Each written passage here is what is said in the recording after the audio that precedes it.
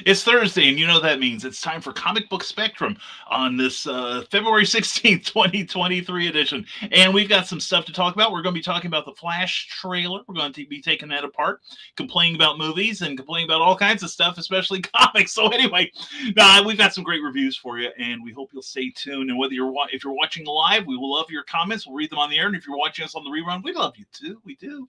And we're going to start in just about a minute. We hope you'll leave us some comments on the rerun too. So anyway, we'll be back in about a minute.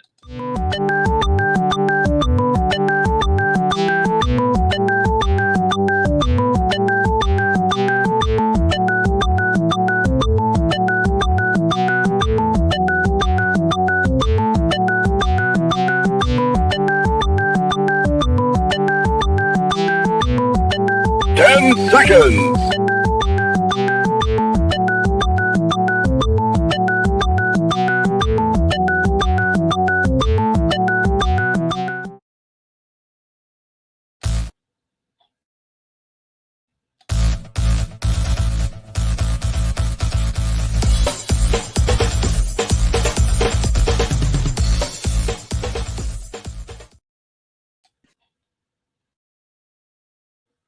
Now comes the part where we throw our heads back and laugh. Ready?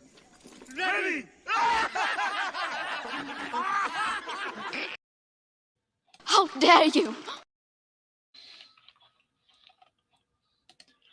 Well, we dare a lot of stuff, and you're going to find out what before the evening's over. Anyway, glad you all are here. We are ready to give you some high-class entertainment here, but we got to thank some people first, and we're glad to thank our Patreon subscribers who help keep us on the air. Patreon is a monthly subscription service where you can support your favorite creators directly, and look at these happy people. Many of them have their own Patreon pages that they offer all kinds of cool stuff, and check them out too if you would. But if you want to see what I offer you, go to www.patreon.com/Brian K. Morris. We are also brought to you by Rising Tide Publications. We got some really cool stuff coming up, including the 10th anniversary celebration of Sanderstein in the hardcover, and the Terrors. Finally, the Terrors is coming out. You're going to be so happy when that is in your hands, I tell you. And also by Plasma Fire Graphics, when the look of your book matters to you.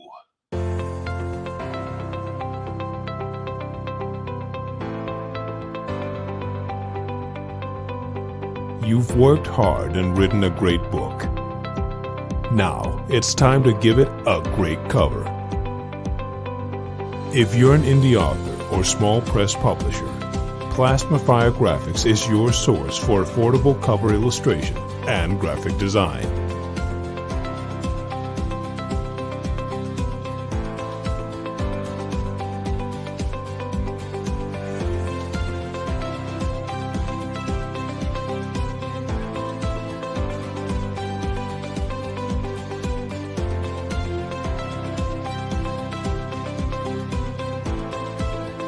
Plasma Fire Graphics, when the look of your book matters to you.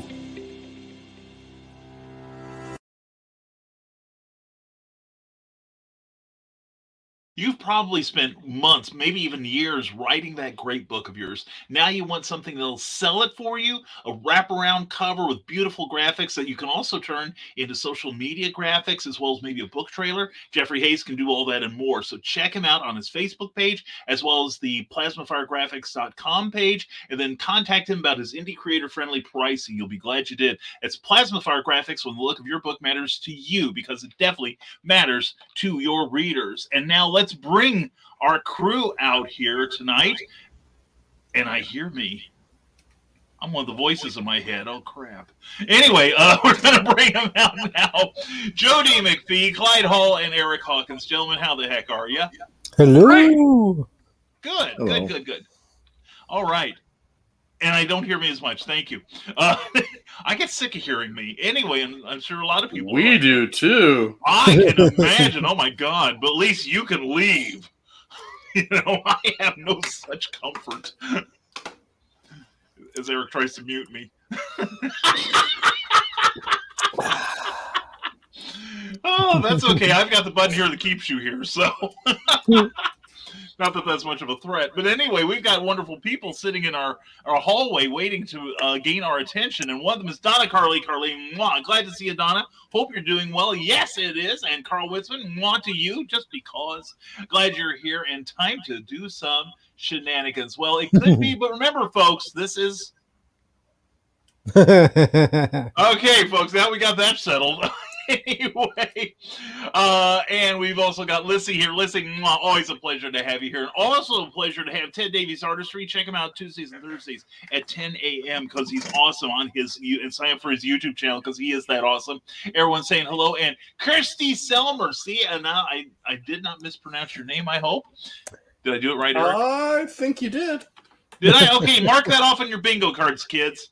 It's, I mispronounced the name, so we can thank Eric for keeping me honest. Again. I can't get it right, so we'll just call you Ralph. Anyway, and Teresa Dunn, well, I'm glad to see you here, hon. Check her out on Amazon. She's got a couple books of poetry that are just awesome, and everyone's acknowledging Teresa's here. Yay! And so anyway, keep those comments coming because we got stuff going on, and surely we'll do something you'll want to talk about. So anyway. Okay, and yes, you look lovely. You look lovely, Eric. I think I moved my camera at some point. Yeah, Jane,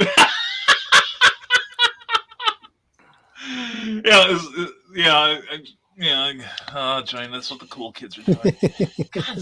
I don't know what it is about my camera, but I can move it like about a foot in any direction. It doesn't really matter much. Mm-hmm. So, okay, anyway. That's the optimal view. This is as much as I can let you guys see. This place looks like FEMA ought to come in here. And Grant Lankard, good evening, ladies and germs. Good evening to you, my vaudevillian friend. Hope you and Angie are doing well tonight. And so we are through the comments. We are through. And wait a minute. Carl Witzman has a new activity. Everyone fiddle with your cams now. Is that fiddle cam activated? Is that yeah? There we go. Yes, I have one of those cool keyboards, gamer keyboards. And you'll see in the background there, this is why I don't let you guys see what I'm up to. So anyway, it's a disaster. And I made it like this. Well, you see, I went through a period of bringing stuff up into the office. Eric is a real pro here. I brought stuff up to the office, but it's like, then I realized I don't need all this crap. But I haven't taken it back downstairs again. That's the problem. So anyway, we are done with the fiddling. And who would like to... Well, we still got another hour. And Carl said, I hope you had pants. Well, there's only one way to find out. Let's see. Okay, let's have a poll. 1, if you think I'm wearing pants tonight. 2, if you think I'm not. We got 3. None of the above. I don't think along those lines. For which I'm sure Virginia is very grateful. But let's see some activity here. Do you think I'm wearing pants? Yes, I am was 1. No, I'm not is 2. Remember, folks, you have a 50. This is like Schrodinger's trousers. You know. I'm more okay, here we go. Or why would I care? Because it does not affect me. You say that now. Well, if we're running the show by the seat of his pants, it might affect us. But that's true. I might not have any pants with a seat in them. That's another thing. And we got Granted is saying I am wearing pants. Donna's saying I'm not. And Teresa's saying I'm not. This could be a wish fulfillment thing. And Lissy is skipping this vote. Okay, go ahead. Your dad's probably very proud of you at this moment. And Matthew, it is very good to see you. I hope you're having a great night. Welcome back, my friend. I would say since your weather is similar to ours. Did it get cold for you, Clyde, today? Yeah. Well, yeah. Jacket. Yeah, so it's kind of chilly here, even though it was like a 60 and 70 the other day. I'm going to say you're wearing pants because it'd be too cold not to. Okay, here we go. We don't want to see. Well, I would only show you if I was wearing pants. See, that's the thing. I mean, YouTube's pretty strict about exposing yourself on the air now, so yeah. Hey, I'll tell you what, because of my drawing show that I do after this on the channel, the channel got struck for a week. Oh, did it? For a 5-year-old video, a video from 5 years ago where they had spoke about a conspiracy theory. And because of the subject of that conspiracy theory, they got struck. 5 years later, for a week, they can't live stream. I wonder if they had somebody that was looking back at old episodes and stumbled across it and complained. Or Maybe could have I have been. no Yeah. idea. That's and we had our conversation. Which I won't mention the conspiracy theory here because I don't want us to get struck. Yeah, actually, I'm pretty good on here on YouTube. It's on Facebook. I've got 2 strikes. Well, it was YouTube where we got struck. Yeah. I've gotten copyright claims on YouTube, but I fought all but one successfully, and that one I just gave in because I did not. It was for an ad that had music on it that the person who gave it to me did not have the right to use, and the copyright owner contacted Facebook and claimed it, and so I just muted the sound. Fortunately, you can still tell what the product is. That happened to one of my promo videos. I think 2 issues ago. The music I used got copyright struck, and I was like, "No! I paid for the usage of this." Yeah. So I contacted them, and they got straightened out within an hour. Yeah. Well, when we had our intro, which we're going to change soon, we had that great music, but I got that from YouTube Studios. Now, here's the broadcasting tip, kids. If you purchase music, sometimes the people who own that music will sign up with a publishing service who will then manage the rights. And then later, for something you think you have the rights to, the new owners will say, well, nobody has any rights but us. So that's why YouTube Studio is a great place to get music. One, you can get any type of music you want. I know Joe uses it very extensively. And the thing is, part of their terms of services, they will not sell it to another party. So you do get that in perpetuity. So anyway, that's a little broadcasting tip for everyone. Glad to help. And Also, Yes. never show a movie trailer on your channel. I can imagine. Sometimes they'll come after you, sometimes they won't, but a lot of times they will. Even though you're helping them promote their movie. Yeah. I thought for like 2 nanoseconds about possibly sharing the Flash video on here. And we would really have to talk over it a lot to do that. Yes, especially probably mute the first full minute, then talk over a lot of it and pause it quite a bit. Yeah, as long as it's transformative. I have studied fair use. Yeah. The 4 tenets of it, and kids, but not just quoting YouTube that part of doesn't care. copyright law. Yeah, YouTube doesn't care. No, they don't. Although you can use it as a defense, because that's how I got rid of those copyright claims, was fair use. So anyway, Teresa weighs in on my pants. Darn. Sorry, hon. Maybe next time. Everyone's saying hello to Matthew. So I think now that we've gotten out the practical stuff, let's say we start with a review. Now, Eric has said he's sitting out this week. I'm reviewless. He's reviewless, and that's okay. We will not mock him for that. And Brian Rodman, of course, is in witness protection. We will be publishing his address later, so you can protest his not being here. All right, because he said he was going to be in the comments and heckle. He always says that and never shows up. I know, right? How much air does it take to type? Come on. Yeah, go on. Be manly about it. Quit your bitching and get here typing, Brian. And let's see. And Matthew says, I think we're going to be selling books at the same convention. If you're talking about this weekend, thank you for the opening, at QuadCon in Peoria at the Northwoods Mall at 2200 West War Memorial Drive, Saturday and Sunday. I will be there. I will be beside the author Michaela Jade, who is amazing and wonderful. And we love talking publishing and comics. And, I talk comics. She'll talk books. And I'll do both.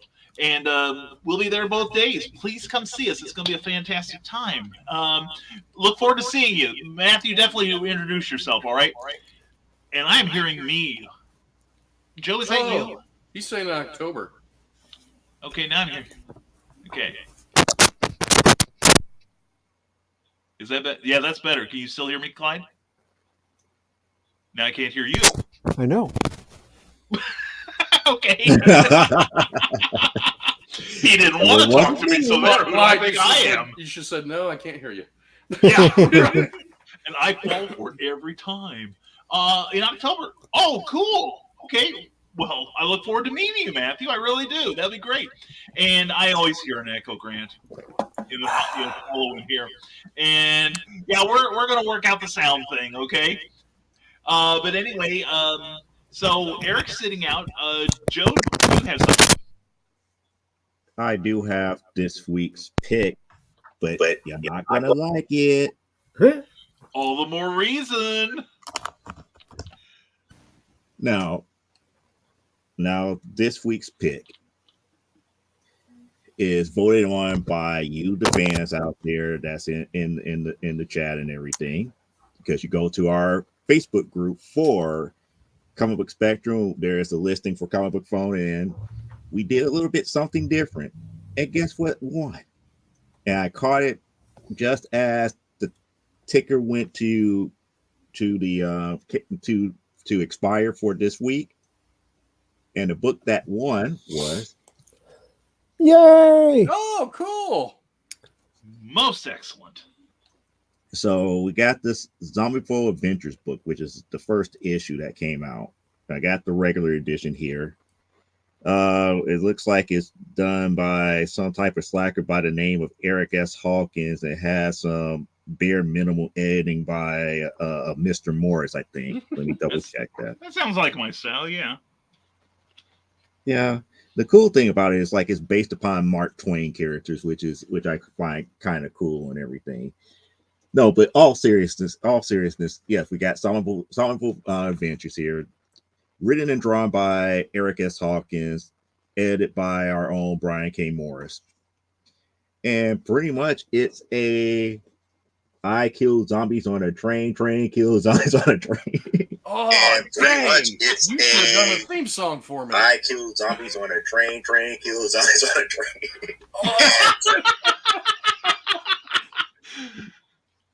Cowboy Troy there. Yes, Next, we get some scratching going. exactly.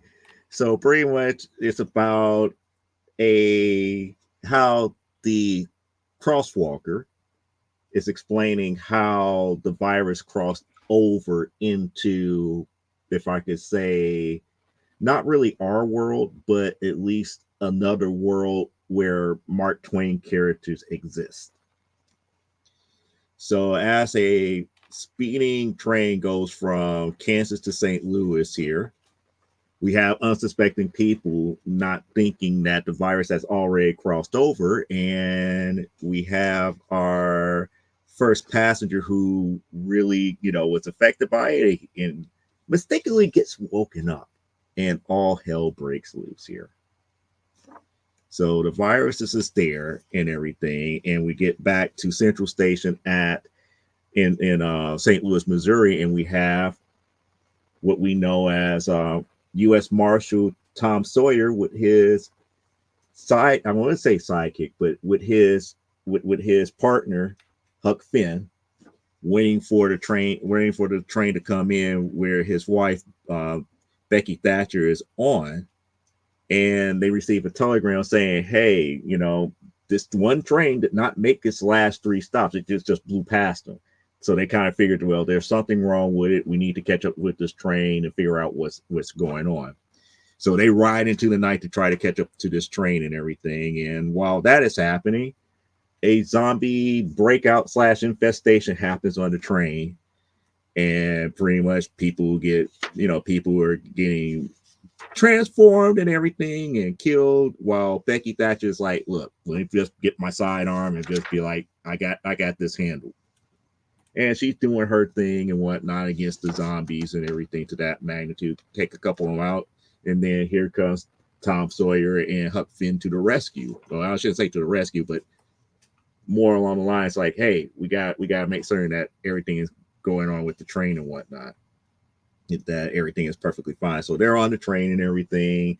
They're doing what they can. They're trying to investigate, and this is when they finally realize, they're dealing with zombies and whatnot.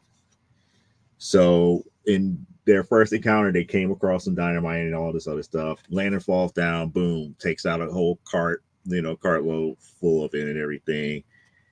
And then this is where Tom Sawyer thinks that Huck Finn is dead, because he was directly in the blast of the dynamite and whatnot. However, Huck Finn escaped off of a motorcycle. So he's on a motorcycle. He's catching up with the rest of the train and everything. We still see Becky pretty much, one hitter quitter, all these different zombies and whatnot with these two knuckleheads still on the train, kind of like taking notice as far as what is actually happening. And eventually, they meet, Tom and Becky meet, they exchange pleasantries. Huck Finn finally gets back onto the train and everything. And then here's our favorite person in the world after he gets pretty much transformed. He's like, yeah, I'm about to get me some Becky Thatcher. And pretty much banged one to the head, but it was not fast enough because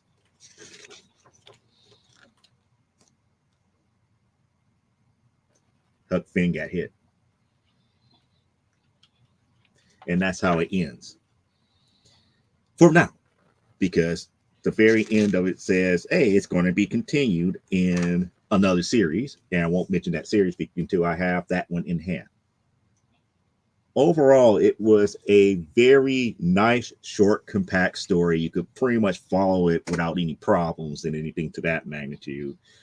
You don't need a lot of backstory. I mean, if you're familiar with Tom Sawyer, Huck Finn, and Becky Thatcher from any of the actual Samuel Clemens books, you're okay. If you follow the whole thing with Tom Sawyer from the League of Extraordinary Gentlemen, you probably understand why he's a U.S. Marshal. So all that kind of ties, nicely into a nice little bow here for this particular book. Now, unfortunately, this book is not in comic book stores. It will be on, I think it's stonedoorstudios.com. Am I correct, Mr. Hawkins? They can contact me on my book page. Okay, so hit him up on his Facebook page, and you could get them there. Website coming soon, because I do have the domain. I just never set one up yet. Cool. I'm lazy that way. And we froze Joe. It's the zombies what got him. Hold on, let me see if this will help. Hold on here. No, it did not. At least he's holding up the book. Yeah, it's true. Yeah. Leave that there. Oh, okay. So you can get at Stone Door Studios or hit Eric up on his Facebook page. Overall, I give this book, I will give it a 9 out of 10. Oh, yes. Thank you, Joe. Yes. Excellent, Joe. Thank you very much. Yep. Yeah, That's because Joe lived. I was surprised. I was surprised that it was me and Rodman that jumped from the train. I could have sworn I was going to be stuck on the train, and it was going to be like Clyde and Carl getting off the train. I should do just a side story of just you and Rodman walking through the West together, trying to find your way back. Rodman passing out from asthma. That made me too big to carry. What he said when he jumped off, it's like, that's the last time I ride a train ever again. I was like, how does he have the breath to say that? And fall and get back up and make sure that he moves. No, I've got your ending. I'll write it with you, Eric. Suddenly at the last moment, Robin flags down a wagon train that's coming by, and the head of it jumps off and goes, "Can I help you?" And Robin says, "Save my husband! Save my husband! He can't breathe. I'll help you. By the way, my name's Donner." I think it'd be great. That'd be perfect. And of course, Mr. Rodman's listening, probably going, "Don't do me any favors." No, he ain't. Oh, thank you, Joe. That was great, and thank you very much for that rating. I really, yeah. I'm sure I speak for all the creative team when I say thank you. Well, like I said, I'll send a memo down to the you team. have to thank the glorious chat and the people who follow us on Facebook, because they're the ones that picked this book. Yes, Mm-hmm. yes, Mm-hmm. They're the ones that picked the book. Yeah. And that's what I feel bad if I review it, because I'm listed on the masthead, so it's like, and I like it anyway. I can read that thing and divorce myself from the role I play in it and the fact that Eric's my dear friend. I love what Eric's doing. I really do, both in this book and in Zombie Full World of Oz. And I think it is one of the best comics out there, maybe my favorite comic right now. Well, I had a lot of fun doing this one. Yeah, I wouldn't say more fun than my regular zombie book, but I had a lot of fun doing it because it was a little more goofy, I think, than the other one. And I'm going to do Neverland and Wonderland too. But Tom and Becky are coming over to the Oz side soon. Right.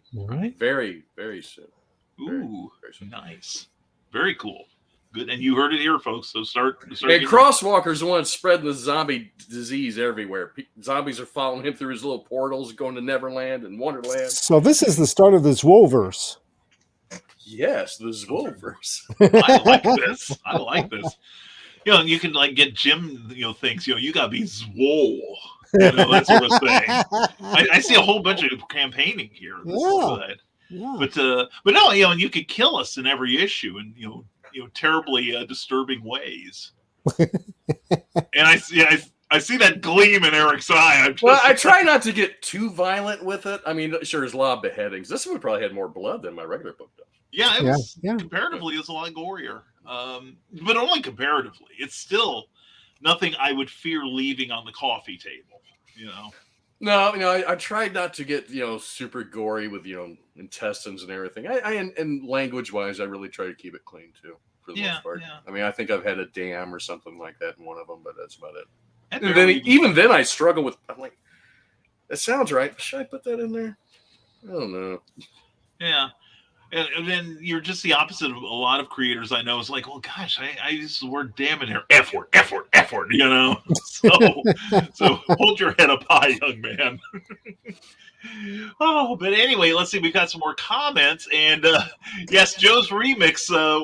We ought to get Joe to do remixes of us. I realize I'm kicking the lock on Pandora's box while I say it because I know who's going to wind up in it. But so, and Carl Westman wants to know your secret. How did he do that duet? And time to bust on the comic. Oh, it's time to love on the comics. What it is, Matthew. And Joe.exe has stopped working. And yes, Grant Lankard is right. Don't forget to like this. If you are watching on Facebook, please give it a like or a love. That would help too. And if you're watching us on YouTube, please give us a thumbs up. And if you've not subscribed already, please subscribe. We would love to have you here. And it's wise to let your reviewer live. See, Eric knows I can't comment on it, so it's like he can do to me whatever he wants. And Lizzie says, give Rodman the asthma cigarettes from that era. Funny thing, Rodman got asthma from comic books, I learned today. Yes, that was surprising. And it's all Frederick Wortham's fault. One more thing to hate his dead backside. Apparently comics will give children asthma. Who knew? Yes, that's a quotation from Seduction, the classic Seduction of the Innocent that Brian gave us. And we're like, well, we can't fight it. He's a psychiatrist. It's science. So let's see. How much would it cost to make a 16,000 word novella into a graphic novel? Real fast. It would depend on who you hire. And if you do, how much of the work you do yourself. You can farm out a lot of the work that is done. Sometimes for free. I love you, Eric. Or sometimes you have to pay somebody to do part of the art, the production, whatever. So that's it's really a hard question to ask. But I would budget $100 to $200 a page. Yeah, that makes a lot of sense. It really does. And keep in mind that you're probably, Eric, not just counting the art itself, but if you pay a scriptwriter to do it, plus you've got lettering and maybe coloring. Mm-hmm. And keep in mind editing. Yeah, and definitely editing. No, and I say that in all seriousness. You should have an editor. Eric, my role as editor is very nebulous. I think I've only given 2 editorial comments in all the years he's been doing this book. And sometimes I still screw it up after he corrects something. Yeah, this one I did. Well, I was going to let it slide, but now I admit it. It was my fault. I corrected it, but I left the error in there too. So it was a choose your adventure panel.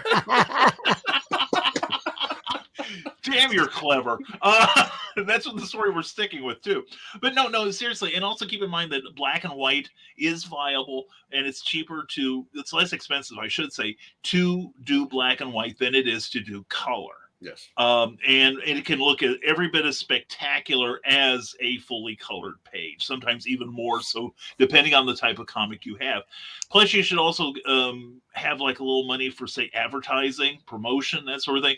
But just generally getting the book done itself, I think Eric's pretty much on target with about $200 a page. So hope that helps.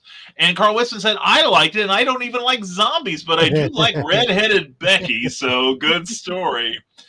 Yeah, yes, and Carl has had concentration problems today because some people, and I won't mention their names, but have been posting redheads on the Uncle Carl's Secret Humor page. And I'm not going to mention Dee or Rick or any of those names. They will remain anonymous, and we will assign no blame to keeping Carl from using both hands to type with. But anyway, and you're right, Facebook user Ken Holzhauer. I know who you are. It's a fun comic, The Quick and the Dead, and I really need to review that. I really do. I will say real fast, this is my buddy Ken. We know each other from Silcon and from the Bat books that were produced by Crazy 8 Books and Becky Books. And he has a wonderful series called The Quick and the Dad, about a superhero, a multi-generational superhero named the Quick, who fights crime, and his dad, who was kind of a little bit of a hippie slacker back in the day, and the Quick kind of skipped over him. Well, he's been taking these protein shakes that were actually meant for his son and give him his powers.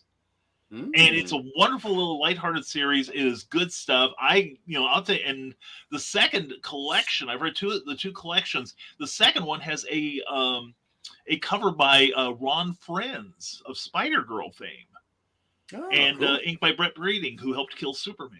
So, definitely good stuff. And Ken, please keep on me. I do need to review that because that is a really, really good book, and that's a good place to post that.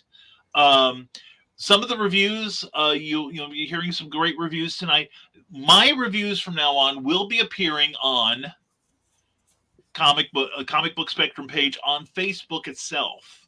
I have migrated to that page, and we are since the 2nd of February, I've been doing a review every day. Oh, cool. So, yeah. And we'll have reviews going all through the weekend and continuing next week. And we've got some stuff, and I might as well show it while I'm here, right? Let's see. We've got, of course, we'll be probably reviewing this, the new Mad magazine, and probably from Archie, the monthly one shot, Betty the Final Girl, another attempt at Archie at doing horror. Have you read it yet? Yes, I have. Yeah, me too. Okay. And then I've got some that I am absolutely, you'll see how much I like them. Like this book, Aquaman, 80 Years of the King of the Seven Seas. And this is heavy. This is freaking heavy. And it's about 440 pages for $29.99. And there's a lot of good stuff in there. The review for that will happen this weekend. And then we're going to be reviewing some really terrific books.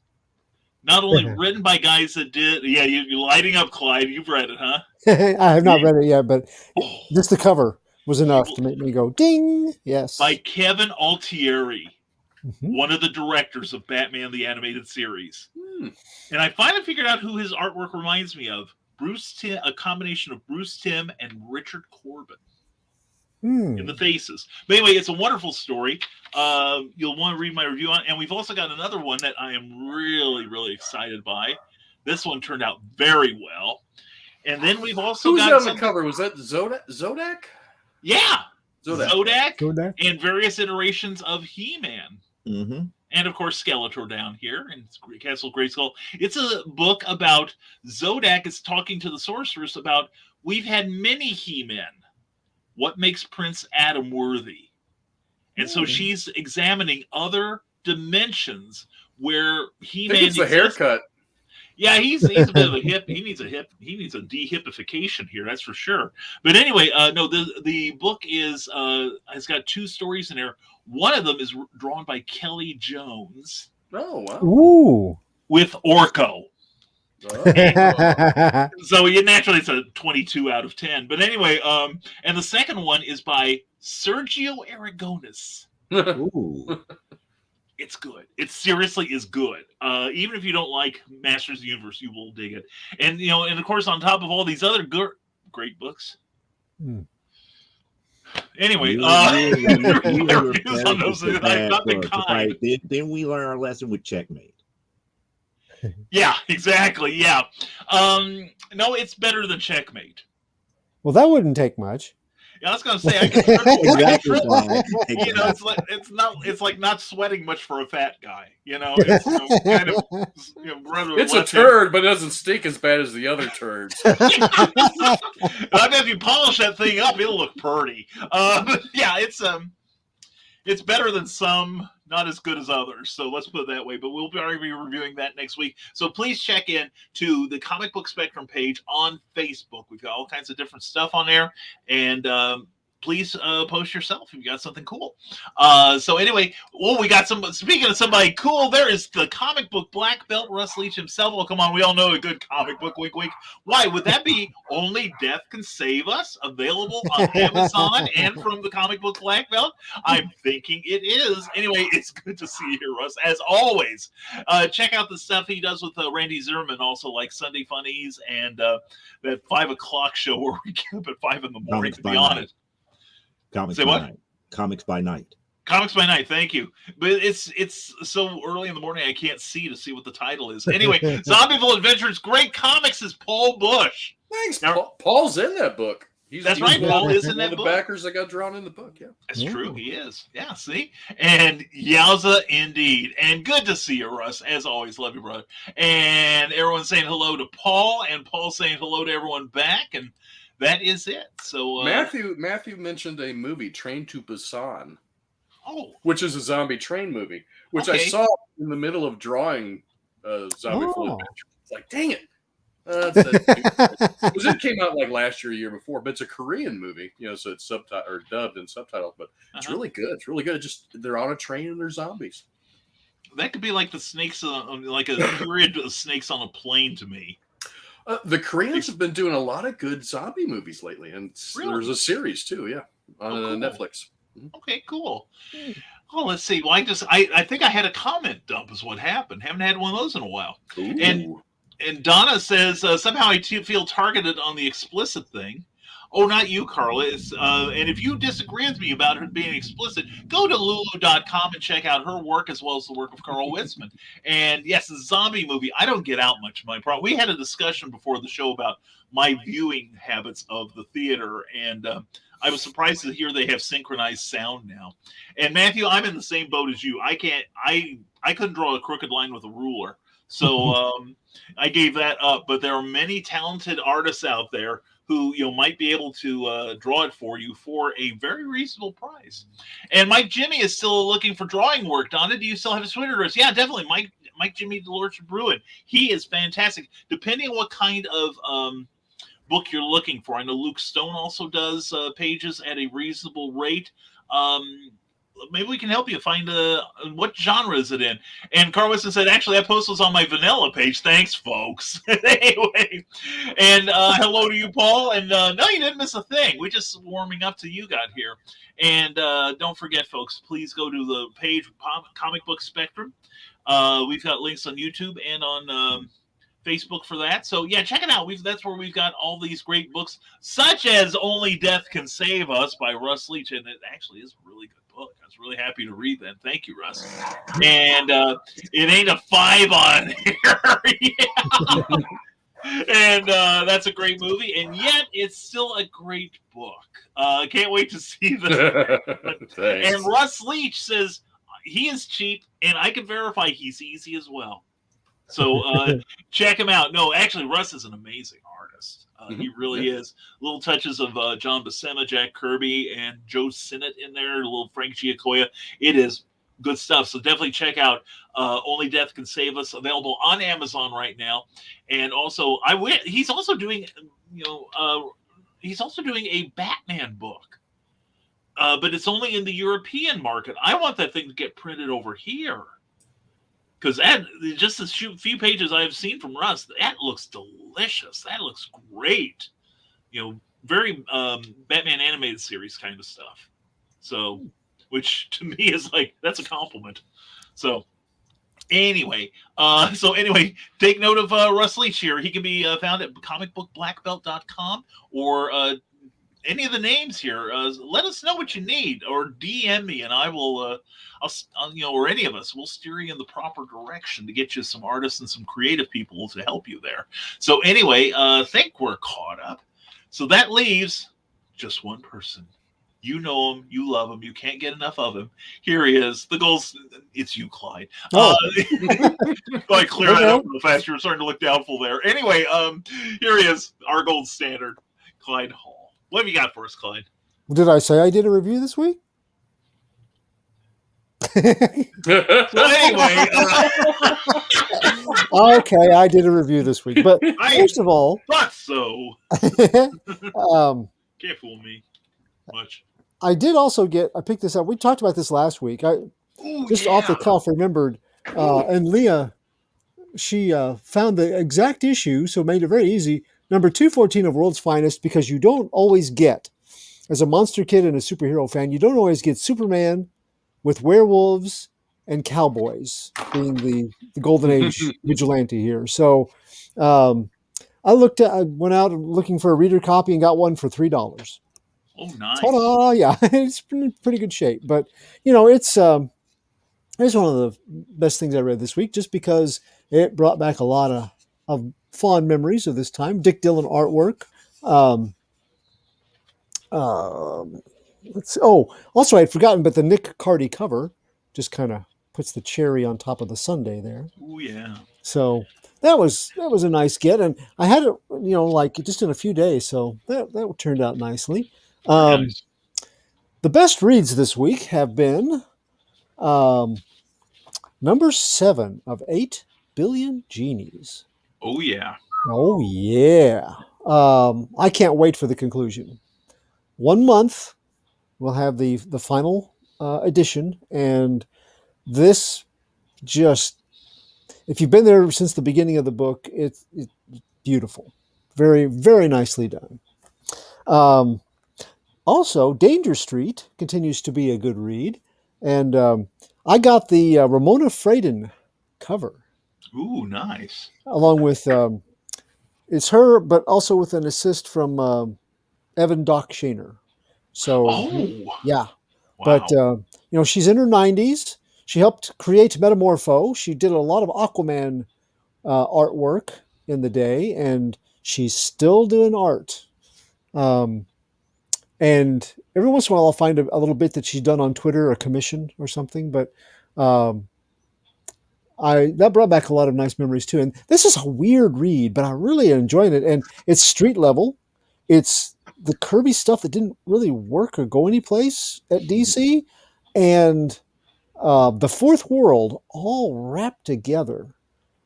And every issue is just another part of a puzzle. But this one, with number 3, I'm starting to see the pattern and how they're going to lock together, I think. Tom King is the writer, and it's just been a lot of fun. So we also have Al Ewing doing his tribute to the Wasp. This is completely different than the Ant-Man mini that he did in celebrating the anniversary of that character last year. And yet, it is, it has the same kind of cover of different Wasp costumes through the years. And it's a really good story of the original Wasp and the new Wasp teamed up with a threat that goes all the way back to the original Wasp's origin. Good stuff. Nightclub number 3 comes out, and oh yeah, vampire superheroes are fun, but there's always somebody older and more malevolent out there. It's been doing it longer and may not like a bunch of upstarts giving them all sorts of exposure. That's case in point, the guy on the cover. He's been around for a couple hundred years. He's not happy. He's not happy with the way the spotlight is being shown on vampiredom through these goofy superheroes who are turning into bats on Zoom and turning into mist on TikTok while they fight bad guys. So yeah, it's look at that price tag. And yeah, $1.99. Wow. Yeah. this has just been a fun read, and this is one of those where you go, you overlook the first couple issues is like you're looking over a lot of things that would be problematic for vampire superheroes, and it's like, oh no, this is the catch-up issue. Okay, yeah, things are going to get real dark real quick for these poor kids. And I did pick up different cover, but Betty the Final Girl had such potential. It's nice to see that, Archie Comics can take even the things that the concept of Betty as a final girl is brilliant. But what do we do? Well, let's make it like a wraparound for 3 little short stories that are okay. And the wraparound leaves clues and hints that go nowhere and doesn't work. So Yeah, if but you other like than that, huh? but other than that, Yeah, other it's a than great that, book. so this is one of the things I had kind of high hopes for, because usually their horror stuff has been a bit better, off and on, but overall better. But this was a real letdown. It still has good art. It still has parts that work. So it's not throwable or anything like that. It's just Betty as a final girl, man, that really stoked me. And once again, Archie, they're very consistent. They never fail to disappoint. So to some degree or another, but still, would a Betty Page cameo have saved it? do what now? Would a Betty Page cameo have saved it? No, I don't need it. I don't need Betty Page. Betty is the obvious choice if you're an Archie fan. The views of Clyde Hall do not necessarily represent those of the management. But as the final girl, she's perfect. Yeah. Betty Cooper is a perfect final girl, and to take that beautiful concept and deliver on it very halfway, or where it's still it's lacking. That takes some real talent to me. It just overall not the best thing in the world. But I had a surprise read this week at Comics Beat for a short blurb review, and really liked it. I didn't expect to. I just set the book I chose, and they said, "Oh, that was already been taken. You have to choose a different book." So I did, and I didn't have a whole lot of choices. So it was The Last Barbarians, an Image Shadowline title. I saw that in the shop. Yeah, that's a pretty cover. The covers are all just gorgeous. In fact, gives you kind of a look at all the covers there. I like when the companies do that. Well, variant covers, if they do it this way, nice.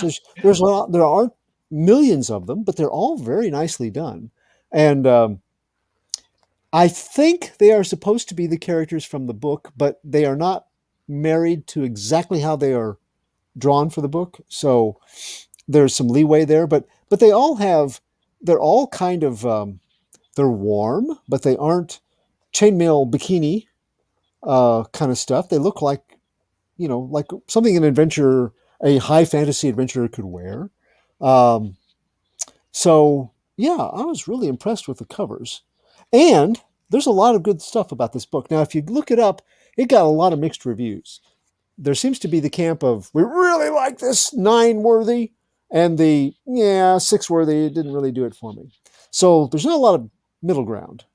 But like I said, I didn't expect much out of it, and I was pleasantly surprised. One of the reasons is, look, we go straight into the credits, and you see that little paragraph right there? Mm-hmm. Yeah. That tells you everything you need to know to delve into this brand new world. Nice. It is an edict from the powers that be for this land. And it says, it's decreed by Guild Maestro Janna the Stalwart in the 700th cycle. Individuals should pursue individual skills and live in a singular definition. To be so misguided as to see oneself as multi-talented is erroneous, and it's offensive to the fabric of our realm. We pursue a singular talent, at a single guild, and anyone to think otherwise is entirely deserving of the most odious of titles, barbarian, and is not to be employed by any guild. I've never considered multi-class characters barbarians. It was a weird concept, but it is realized very well, especially if you're a tabletop gamer, you've played D&D or similar types of high fantasy role play. It brought back a lot of memories about the characters that are jacks of all trades but masters of none. The multi-class character, where you have to split up all your experience points among two or three different classes, but you're good at several things. You're just not as good as a maestro in it. So I thought that was a unique concept. And when I first saw the barbarians, I'm thinking, oh, okay, so we're doing the same old Conan type stuff, or we've seen some of that recently. Of look, it's an inn, and all the characters at the inn that are about delvers and tabletop high fantasy games. But this had a real difference about it that I liked. So The Last Barbarians #1, it is an image and shadow line. And that is the sidebar imprint of image that Jim Valentino, I believe, from Shadowhawk. That's his little piece of the image verse. It's a $3.99 comic. It's written by Brian Haberlin and Hannah Wall. Art is by Brian Haberlin. Colors by Jared Van Dyke. Letters by Francis Takanaga. And maturity level, I would say it's not really rated officially, but I would call it T for teens. While I write for various sites, this is my own independent feature, and it should not be considered representing any views of those sites. So, to show you a little bit of the artwork first. It has a really different look than most of the D&D-ish kind of stuff that I have seen before. We start off, it's the end of an adventure, and we're seeing kind of the wrap up and the get back to town with goods. Interesting facial expressions and features. Haberlin's, his real gift seems to be in those sorts of personal conversations and relations. He also sets a good mood, but there aren't a lot of opportunities in this first story to do it. But I love that castle up on the hill and her smirky look, followed by the "uh-oh, made a mistake." And let's see here. We have an encounter with a giant, and we learn about a little bit about Delver psychology when it comes to these oversized brutes. Apparently they have weak family structures, so if you act in an authoritarian way, you can just kind of cower them into submission. Of course, if it fails, if you fail your personality role, he'll kill you, but if you can maintain it, you can live. We have a party of delvers here getting ready to go out with a new member of the party. Kind of an odd panel placements, but that's what I was just thinking. That's pretty unique. And now this is a wasted space one. That is also unique in the book. There are not a lot of wasted spaces, but this page, for whatever reason, has some dead space. Again, one of the strengths of this book is that it wastes no space otherwise. So this is an oddity, but the entire book, it's not doesn't have any action to speak of, and the progression of panels is very different. Now, if you like to have just one of those moments of nightmare fuel, we have a look at a familiar. I think. What do you get if you cross a jackalope with a tarantula? Ick. Oh, I know. Wow. Yeah, that's so you have those moments where it kind of goes off the boards, but not a lot of gore. We have a delve into a sewer line to get out of a dungeon at one point, but we just see mostly the aftermath. We don't see, it's handled fairly tastefully for a sewer dive. So, um, but overall, I thought the interior art worked for the kind of story it is, and again, just love those covers, just beautiful. So let's get into the good and the bad. I think someone on the creative team probably had a bad experience playing one of those multi-class characters we talked about in a tabletop RPG days. And that is understandable because, like I said, splitting experience points 2 or 3 ways is a pain. And having a character who may have numerous talents but is mediocre at all of them is, not always the most fun character to play. Well, in the premiere of this book, being a little good at a lot of things gets you blacklisted by what are powerful guilds. In truth, denied gainful employment is only a little bit of the price adventurer Sylv, which is short for silver, pays for being versatile. Shunned, that's a better descriptor, because word travels that she and her disabled brother Shadow have been deemed classless. They are barbarians, not conforming to the mastery of a single profession, and instead plying their pitiable skills to several. And so the label negatively impacts virtually every area of their lives. Times are tough, favors are used up, and yet Sylv is wary when an opportunity knocks, but really, joining a stealthy and sketchy cleric's quest is better than starving living on the street, right?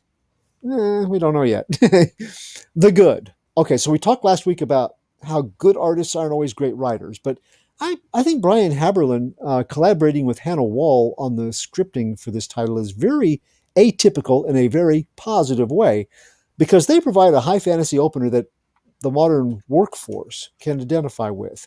And what I mean by that is their writing style is like a callback to the first time that you maybe read a classic Spider-Man tale.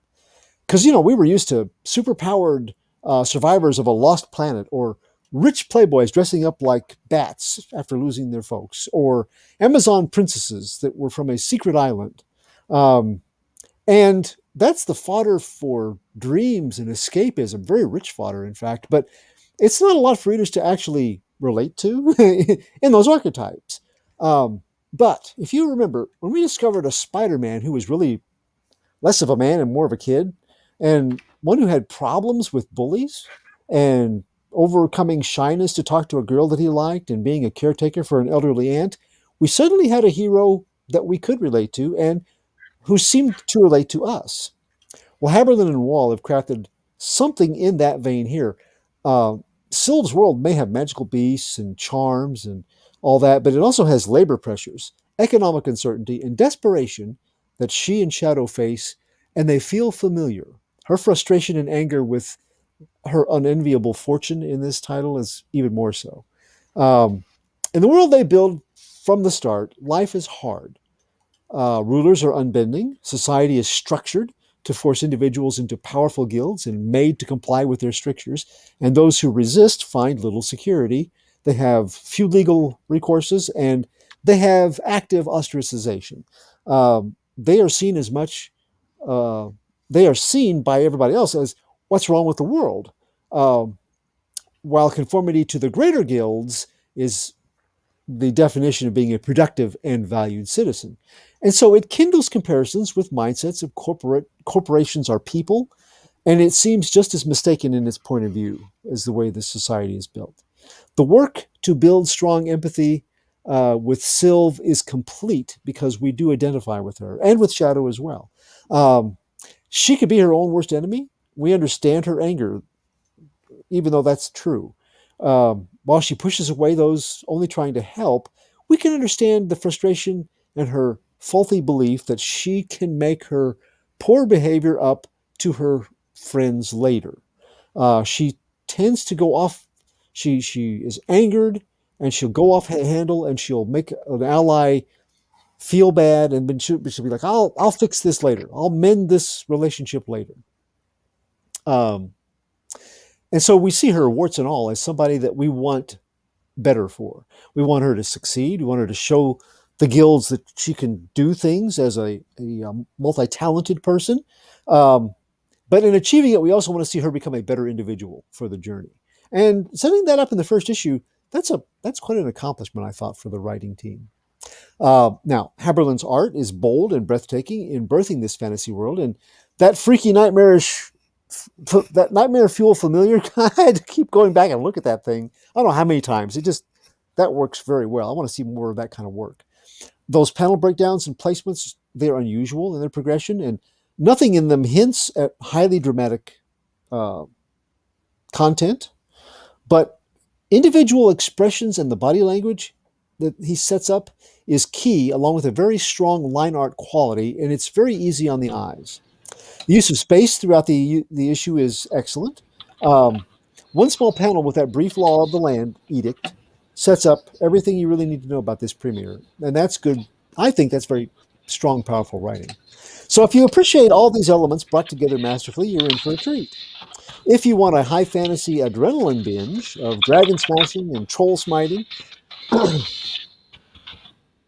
you may be frequenting the wrong groggery. On a scale of 1 to 11, the action quota in the premiere rates about a 2. And the pace is steady, but it is slow for those who love action. In fact, I think this is a good way to see if this book's for you. If you play D&D and you often had a better time meeting the folks in town and in your favorite inn over the danger of the quest and navigating the deep underdark, or if you liked a bit of both, if you're an innatic or a bit of bother, issue 1's going to work for you. If you're a real dyed-in-the-wool dungeon diver, though, this story is going to seem tame, and it could still easily ramp up next issue, given the nature of the group's mission at the end, but this issue may leave you cold, and I think that's where we get the disparity in review ratings that I saw online earlier today. The takeaway, though, there's some fine moments of empathy and humor, along with a compelling backstory, mystery, and I think that is going to place The Last Barbarian on my regular pull list, just at least for a while to see how it goes. I believe it's an ongoing series, so we'll have some time to explore it. So if having a hero you can identify with as an outsider and set upon by forces of compliance and conformity is your thing, I think that Sylve will be the kind of hero that you will really like. And it may even have you reevaluating those multi-class characters of your past, because it sure made me wish that I had treated my long-lost half-orc fighter cleric thief Grogon better. So I'm giving The Last Barbarians #1 a rating of 7.5 out of 10. Most excellent. Most excellent. All right. That sounds good, actually. It was surprisingly good. I like the covers, but I figured when I read the solicits, I thought, nah, I have read enough Barbarian stuff lately that that's probably not going to be anything special, but I was pleasantly surprised. So. Yeah. I got to say, when you said they were classless or considered classless, the first thing that popped in my head was a Fat Albert joke or something. You know? Rudy would say, "You're like school at recess." No class. I thought you were going to say me. And Carl says, "Yeah, it sounds like somebody with D&D sour grapes." And Joe, did you knock yourself out? Let's bring Joe back in. Joe, did you knock yourself out, or No, the wireless dropped for a second. Oh. Stop it, evil wireless! Stop it right now. Okay, you're all fixed now. Everything's good to go.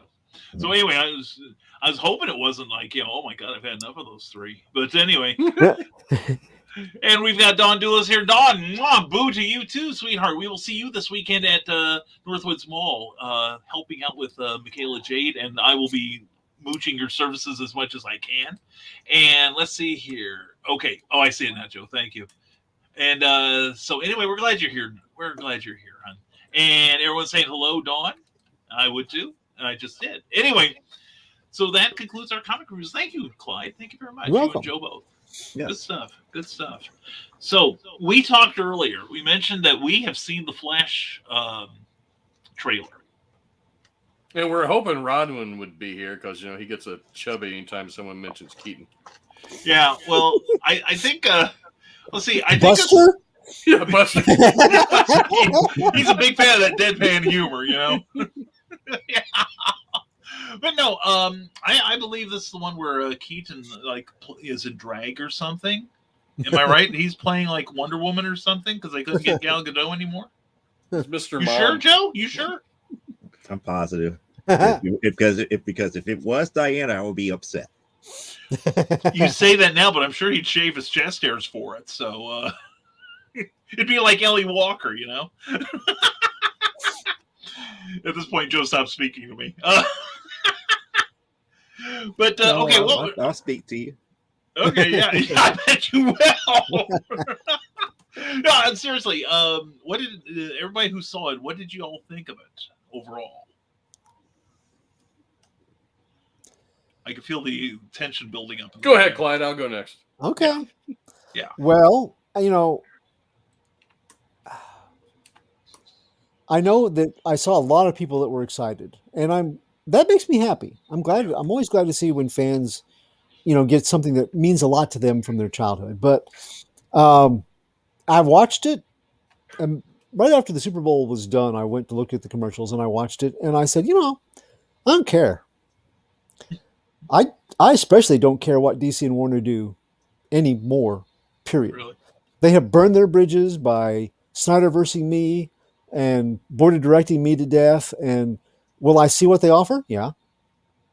But am I excited to see it? No. Hey, Michael Keaton is Batman again. That was nice. And if you look at the stages of the bat suits, it's got the original 66 Batman symbol on one of them. Little nods like that. They're nice. That's very nice.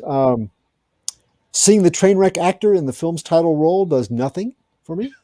And I won't be adding anything to the box office take for that film, mainly because of them. Honestly, the most interesting part of the trailer for me was witnessing their version of Supergirl.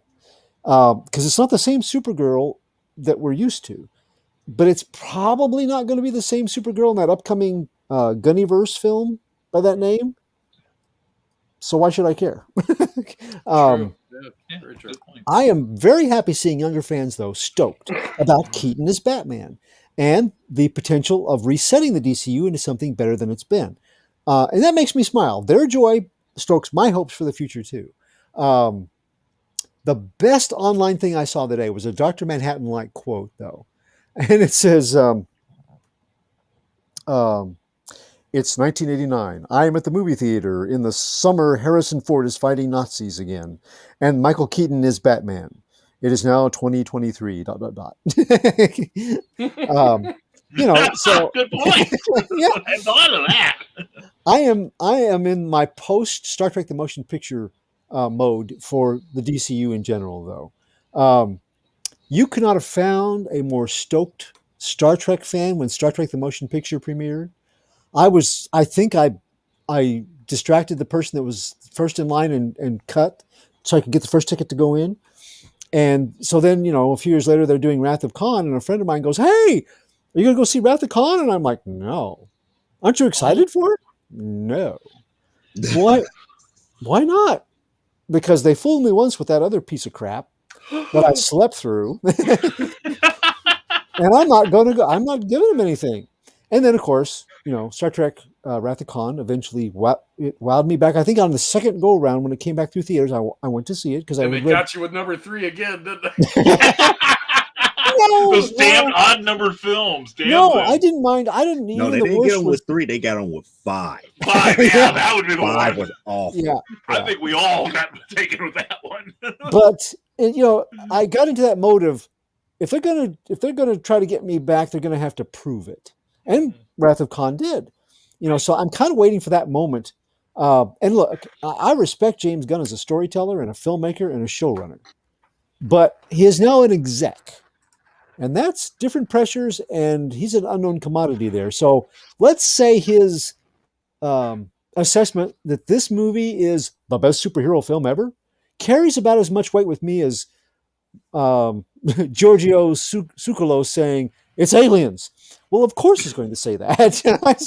He kind of has to now. So bottom line, in the post-Batgirl shelving, post-Black Adam and Justice Society fallout, and post-clearing of the slate of TV and film for Chapter 1, and DC's and Warner, especially Warner's inability to keep their board of directors' hands off of things, to screw it around so that they can get a retirement profit right before a bunch of them are shown the door.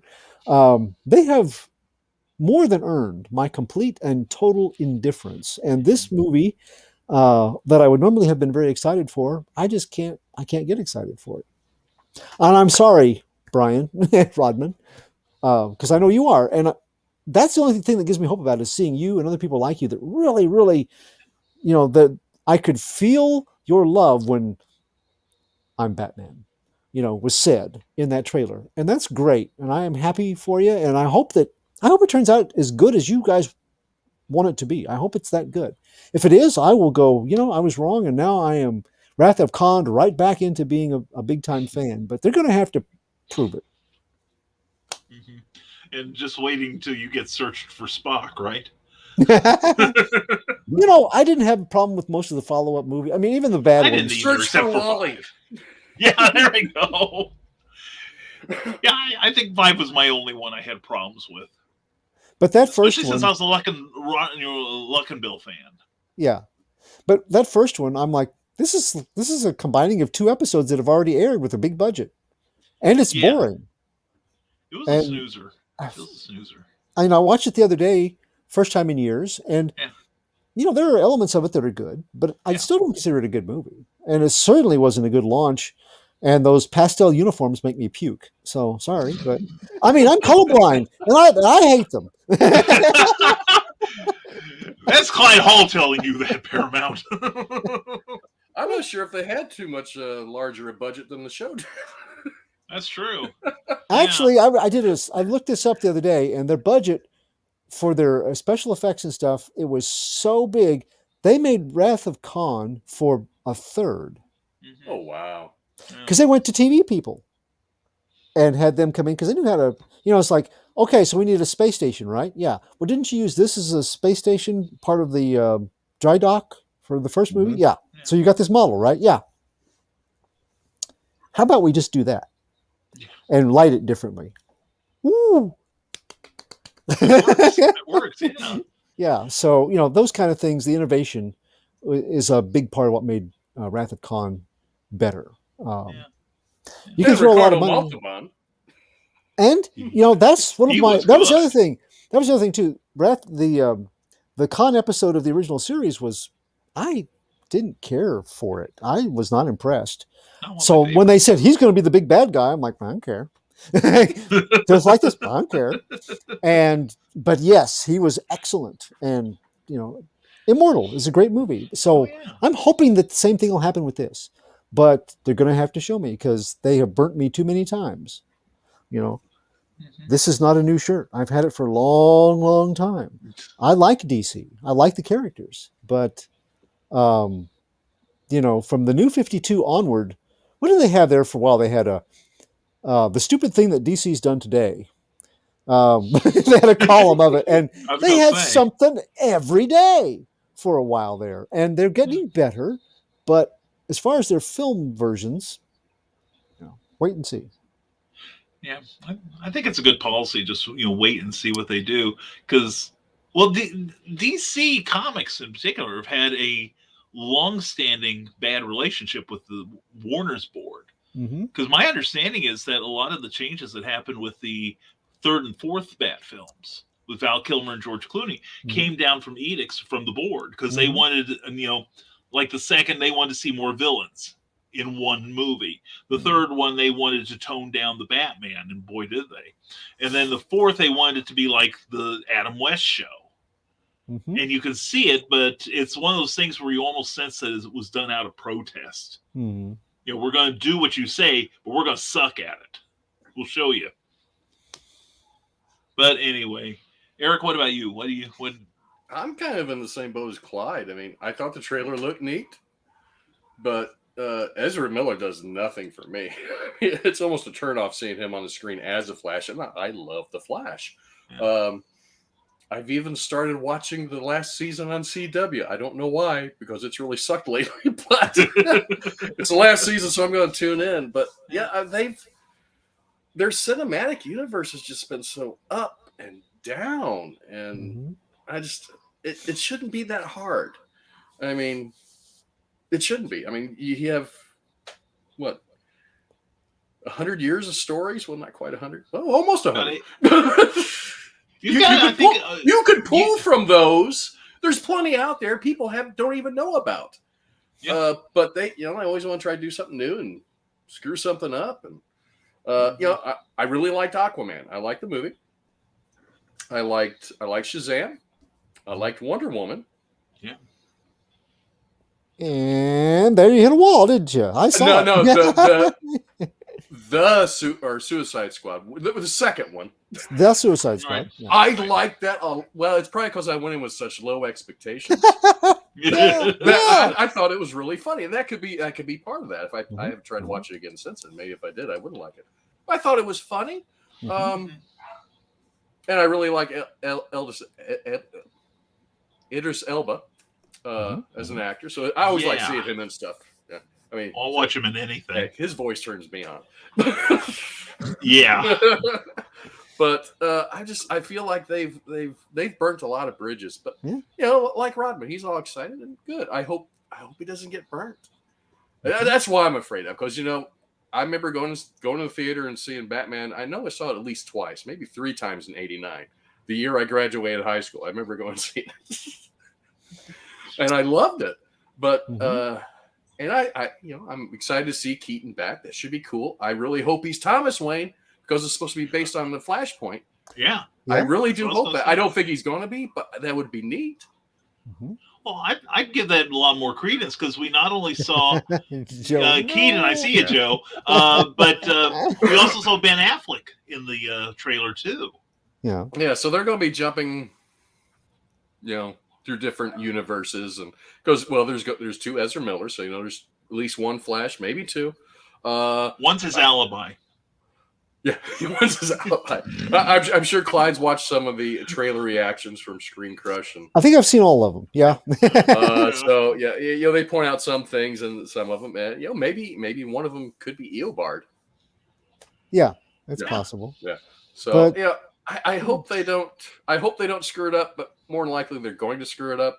I mean, this thing has been in developmental hell for ever since 2016, I think, when it was announced. Yeah. So it's been a long time. I hope it does good, because I like to see comic book movies do good. Yeah. But the best thing about the trailer, and Rodman knows this, at the very end they say, go check out these comics that this movie is based on, and it shows 3 different comics, and it was real quick. You could I did go back and pause it and see what they were, but that was good.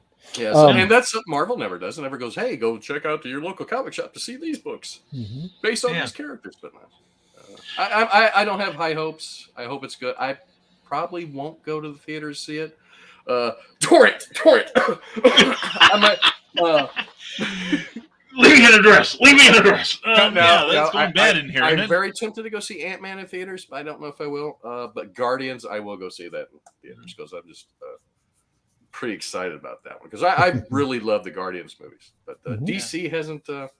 They fooled me. Yeah, they fooled me once and twice. And then times. today they said something like, or maybe it was yesterday, but they came up with, because James Gunn has much more responsibility now, this Peacemaker season 2, which, again, kind of like you, Eric, I had very low expectations for Peacemaker. That was a well done show.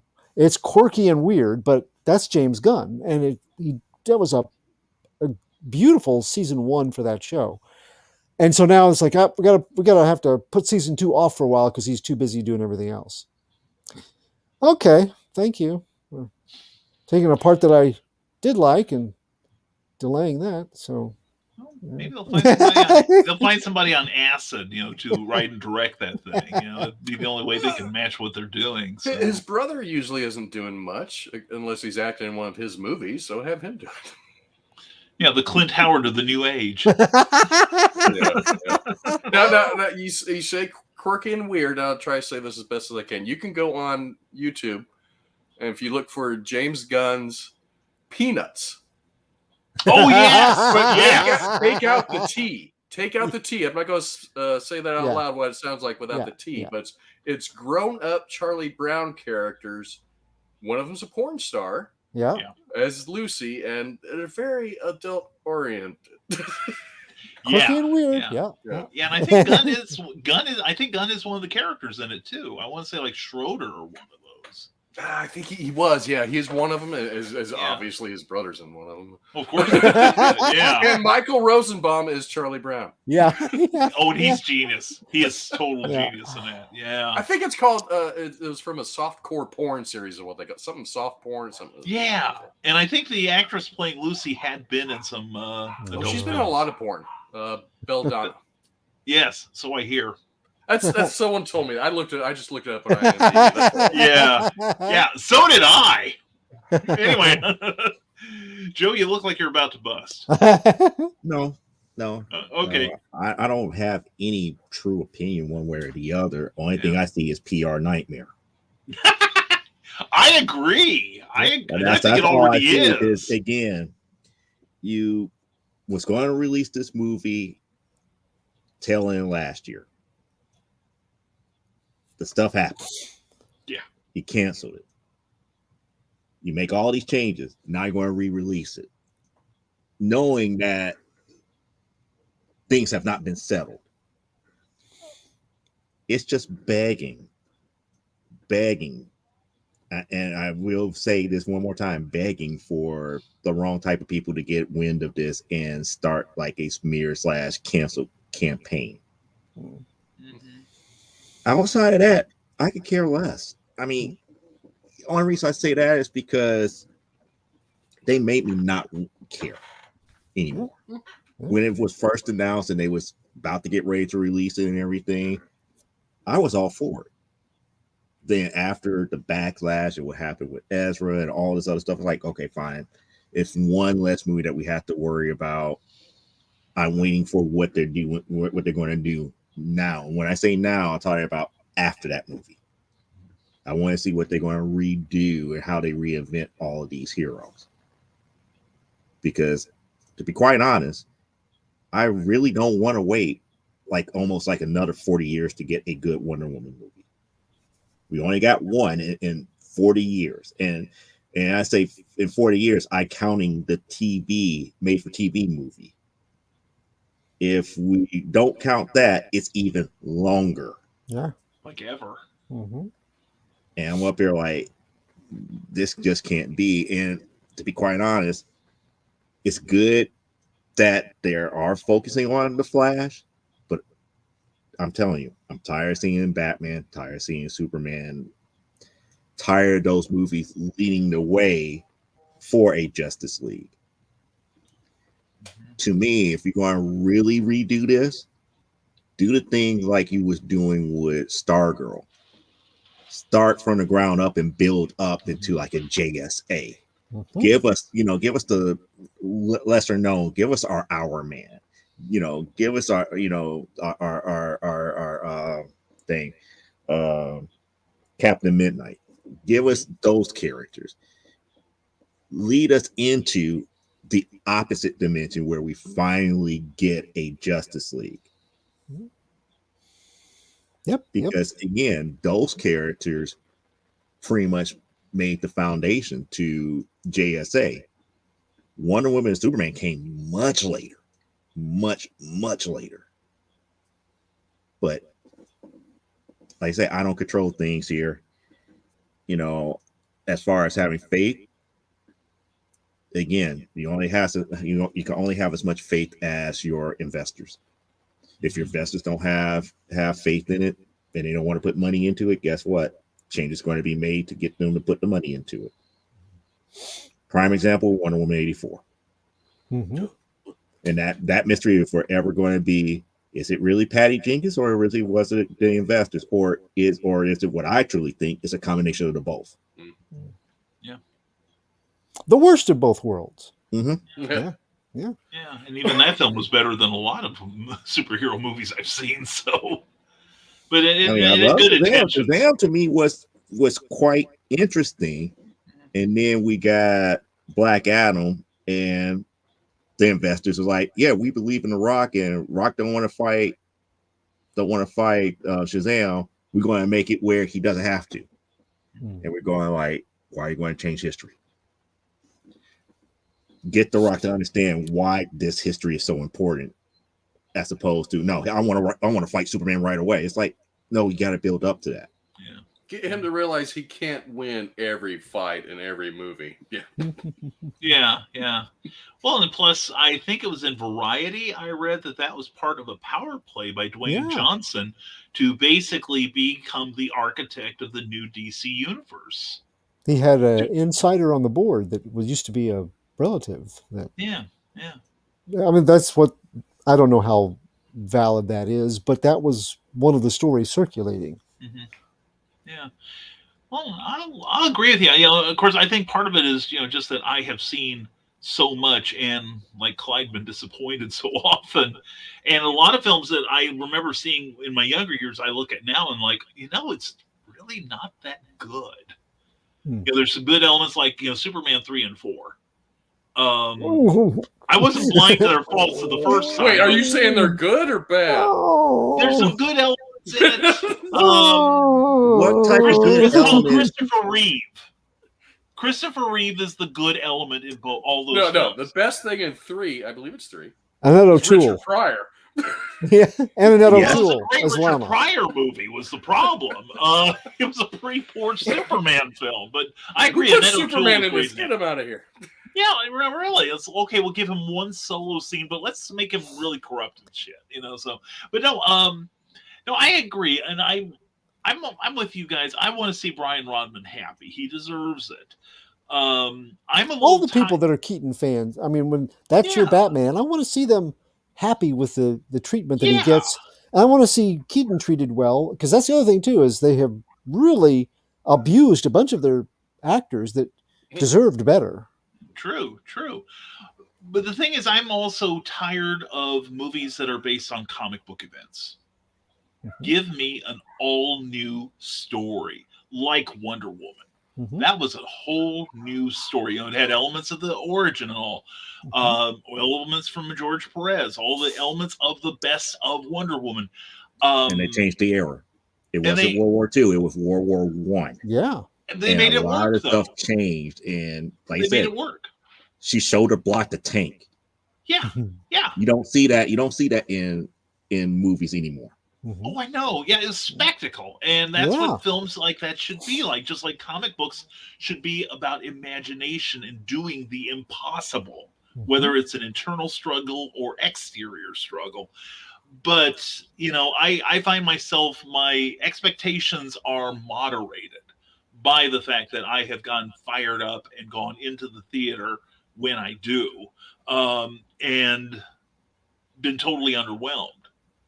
But then again, we get something like a Wonder Woman or an Aquaman. I was super impressed with those, but I have to say, in Justice League, Flash was my least favorite character because he's all whiny. Oh, I don't know if I can do this. Oh, why am I wearing this costume? Oh, not a whole lot of depth to it. So I'm not really thrilled about 2 or more hours with that same person. And 2 in stereo. Yeah, 2 of them. My stroll through hell has merely begun. So to your defense, yes, it took Flash to make Ben Affleck's character the way it was. Ben Affleck. There were scenes between him, between Affleck and Flash. That's true. That made Ben Affleck shine. Yeah. There were scenes between Ben Affleck and Gal Gadot that made Ben Affleck shine. Well, Gal Gadot makes me shine, right? Ditto. But it's a good point. But I think also Ben Affleck is also a superb actor who doesn't get enough props for his skill. Not just the Kevin Smith movies. Everybody was hating on the idea of him being Bruce Wayne and Batman. Yeah, everybody was hating on Keaton too. Yeah, I remember those All he days. had been in was in comedies, and that was before the internet. They're gonna make right? Beetlejuice Yeah. Batman. You'd see that in Beetlejuice is the gonna be news. Batman? I don't think so. Yeah, or Mr. Mom. Oh, what can Mr. Mom do against the Joker? You know, and I'm with Eric. I remember the backlash in the Comics Buyer's Guide. Oh my God, you'd think that And somebody trust me, just printed like the nuclear codes on the front of the New York Post. You know. and to be quite honest, if it wasn't for that character, we wouldn't have Birdman, and we wouldn't have, to me, the best Vulture that ever was in a Spider-Man movie. Yep. Yeah, he was Yep, really yep, good. yep. He's a great actor. Yeah. Yeah. If he did comedy for so long, but when he stretched out to more serious roles, I mean, he has width. He can do anything. Yeah, and that's the thing. Comedy, I can tell you, comedy is tougher than dramatic acting to a lot of actors. And I found that myself doing community theater. It's a lot harder to do really good comedy. But if you can, shut up, Eric. But no, if you Yeah, we know, Brian. You're not funny. I know every damn week I'm not funny, and I'm still back. But anyway, it's because I own the show. But no, it's the idea that you like Robin Williams, for instance. And a lot of these guys, like Christopher Reeve, had great comic timing. A lot of these guys, that once they master comedy, they get that timing down that allows them to do the dramatic roles. And you just mentioned two guys that were roommates together. Exactly. Yeah. Exactly. Yeah. Yeah. And but that's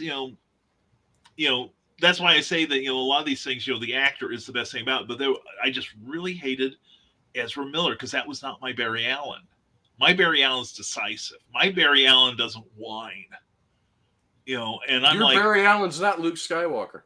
No, he's not. Or Anakin Skywalker. Or any Skywalker. Any Skywalker whatsoever. Wait. Yeah, Where no do we get kidding. Skywalker from? Luke and Anakin just whine constantly. Yeah. Oh, yeah. Luke got better, but still at the end. But anyway, It gets everywhere.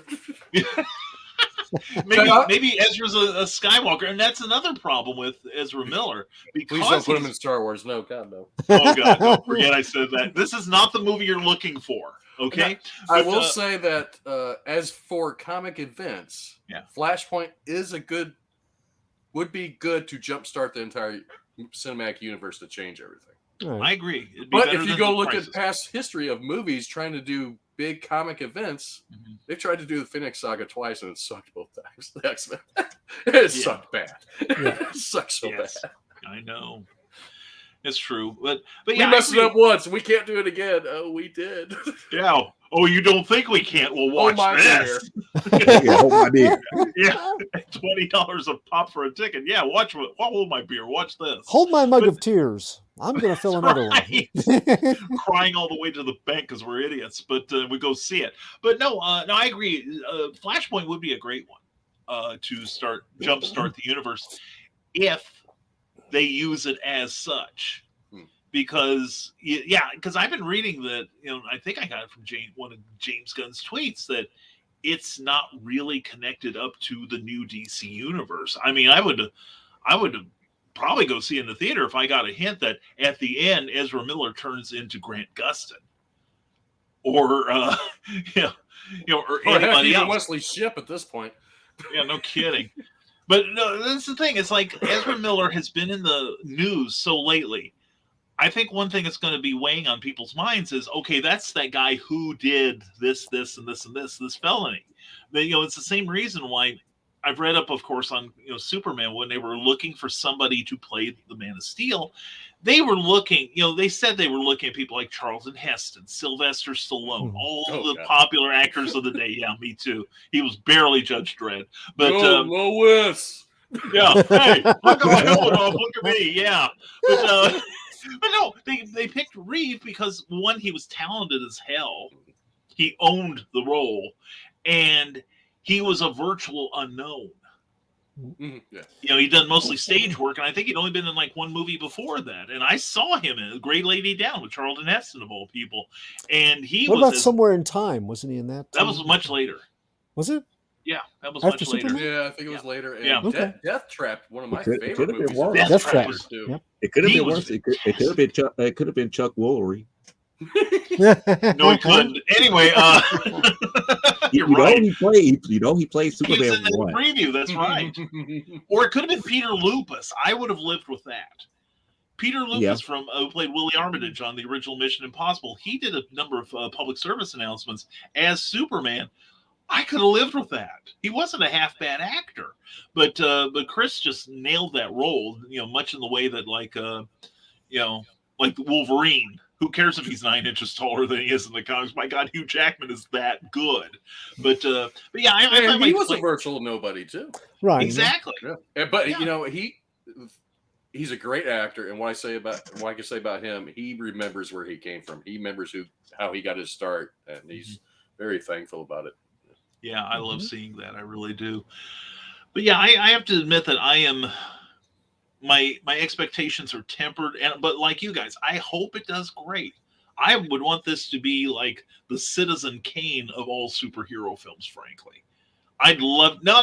Only in that it is innovative, it sets a high standard for others, and it still is entertaining without being pompous about how important it is.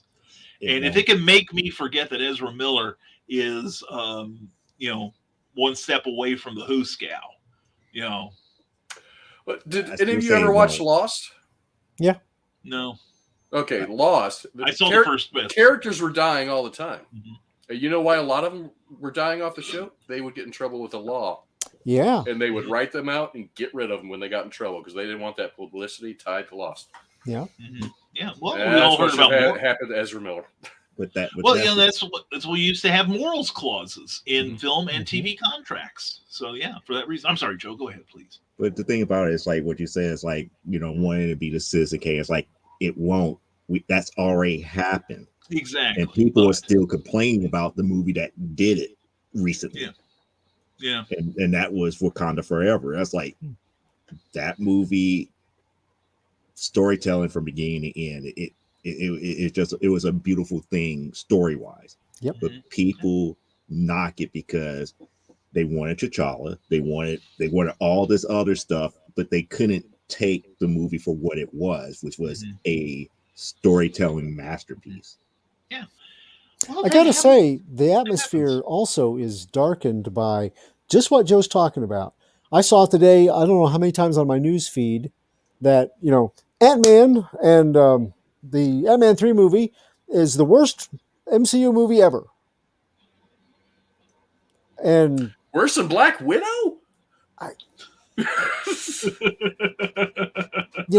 But different versions of that, but it was littered with, it's already decided that we don't like that, and there's the whole just there.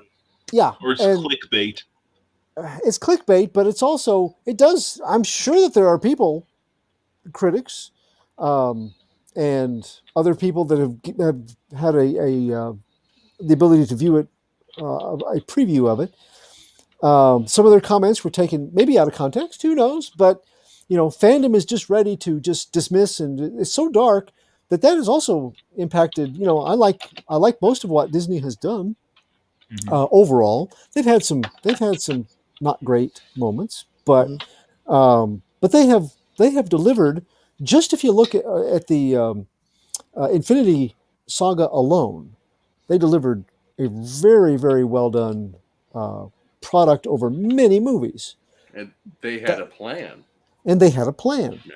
But all of that now is, Phase 5 sucks. Ant-Man sucks. This sucks. That's going to suck. This, I can already feel the suckage coming off this, and it's in its face, and it's in Phase 7. And so that whole thing has made me go, well, spoiled much? And I just... Or you would think I'm mad now. Wait till I actually see the film.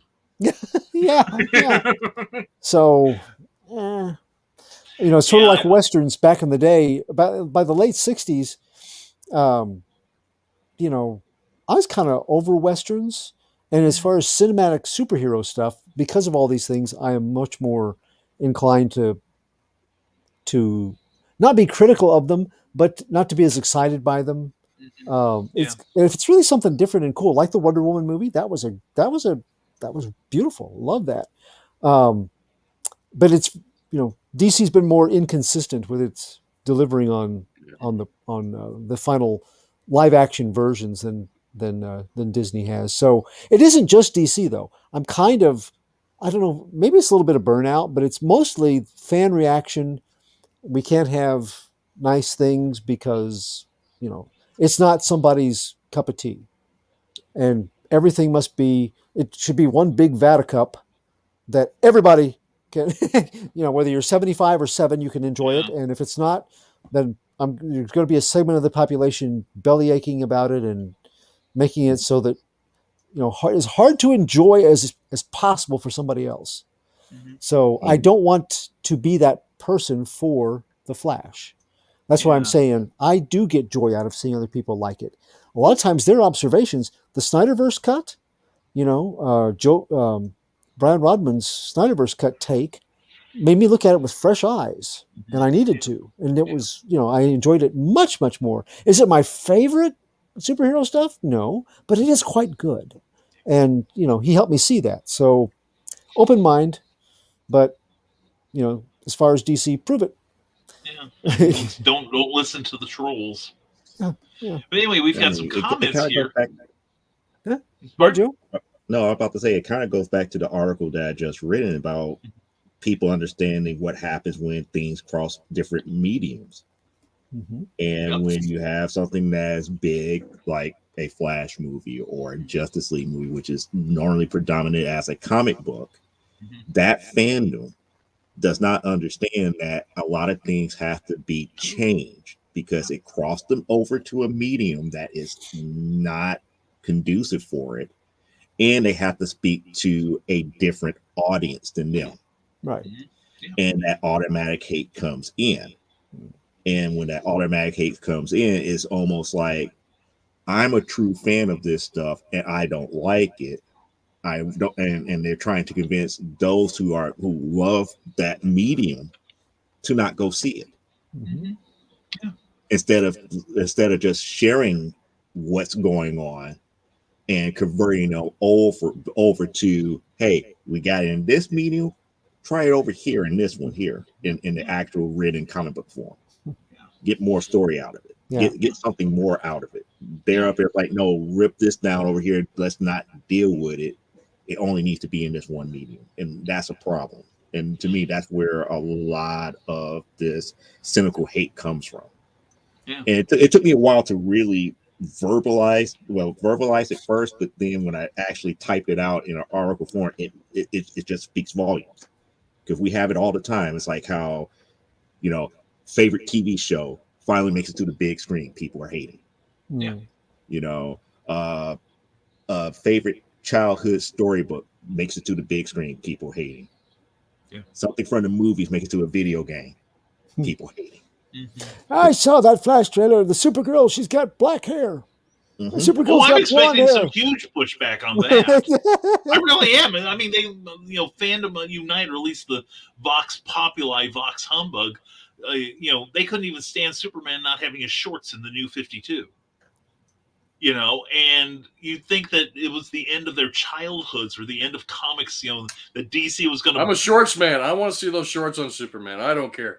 No, I lean towards shorts too, but if it's got to go, it's got to go, I mean, I've seen designs that would put like a splash of red. That's who I want to see on the big screen. Power Girl. Yeah, I want to see them too. But anyway. Earth 1 Power Girl, fine. I want to see also Earth 3 Power Girl too, where all the controversy came in because she didn't have the boob window just like their original namesake. It's like, but it's a completely different character. Yeah. Don't you understand that? No, they don't. Different. That's the point. Different motivation, everything. It's not the same character. I will say, oh God, no. 90% of all the hate for everything that goes on out there, you got your movies, you got your comic books, you got TV, all that. Most of it's trolls. Most of it's trolls on the internet. Exactly. You talk to a normal person out in the street, they don't even know what you're talking about. As opposed to a troll who doesn't know what he's talking about. Like, I'll give you a good example. Like that Pink Floyd tweet that was going out like a month ago. Yes, about the redesign of the logo. But if you went and looked at, took that meme and put all these comments on there that people made. One of them was a made-up account. One of them might have made a comment like that. The other two bragged about making that comment on their Facebook page, saying, I got the other side in trouble by doing this. Yeah. So, I mean, the internet sucks. except for this show. But but you're going to find so many people like to troll. Yeah.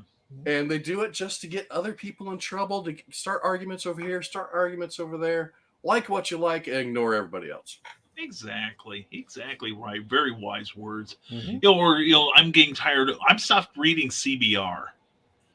It is clickbait. It is, I thought that Bleeding Cool was bad about clickbait. Oh my God, no. Rich Johnson. And the thing is, I would take Rich Johnson in all seriousness, and if Rich is listening, God bless you, Rich. I prefer Rich Johnson to Comic Book Spectrum. Or not, excuse me, I love Comic Book Spectrum the best. Comic Book Resources. That was a Freudian slip there. But they have Comic Book Resources. That used to be a great site.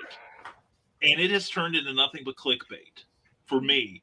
And the most opinionated with the least amount of evidence. In fact, there was an article on CBR a few weeks ago about the 12 the highest selling comics of all time. The oldest one was like in the early 90s. Paul Levitz on his Facebook account got on there and took them to task for it and said, you guys, there's a site that will list the sales as we know it for comics for since they started putting in that little third of an inch box to keep the mailing permits back in the 40s.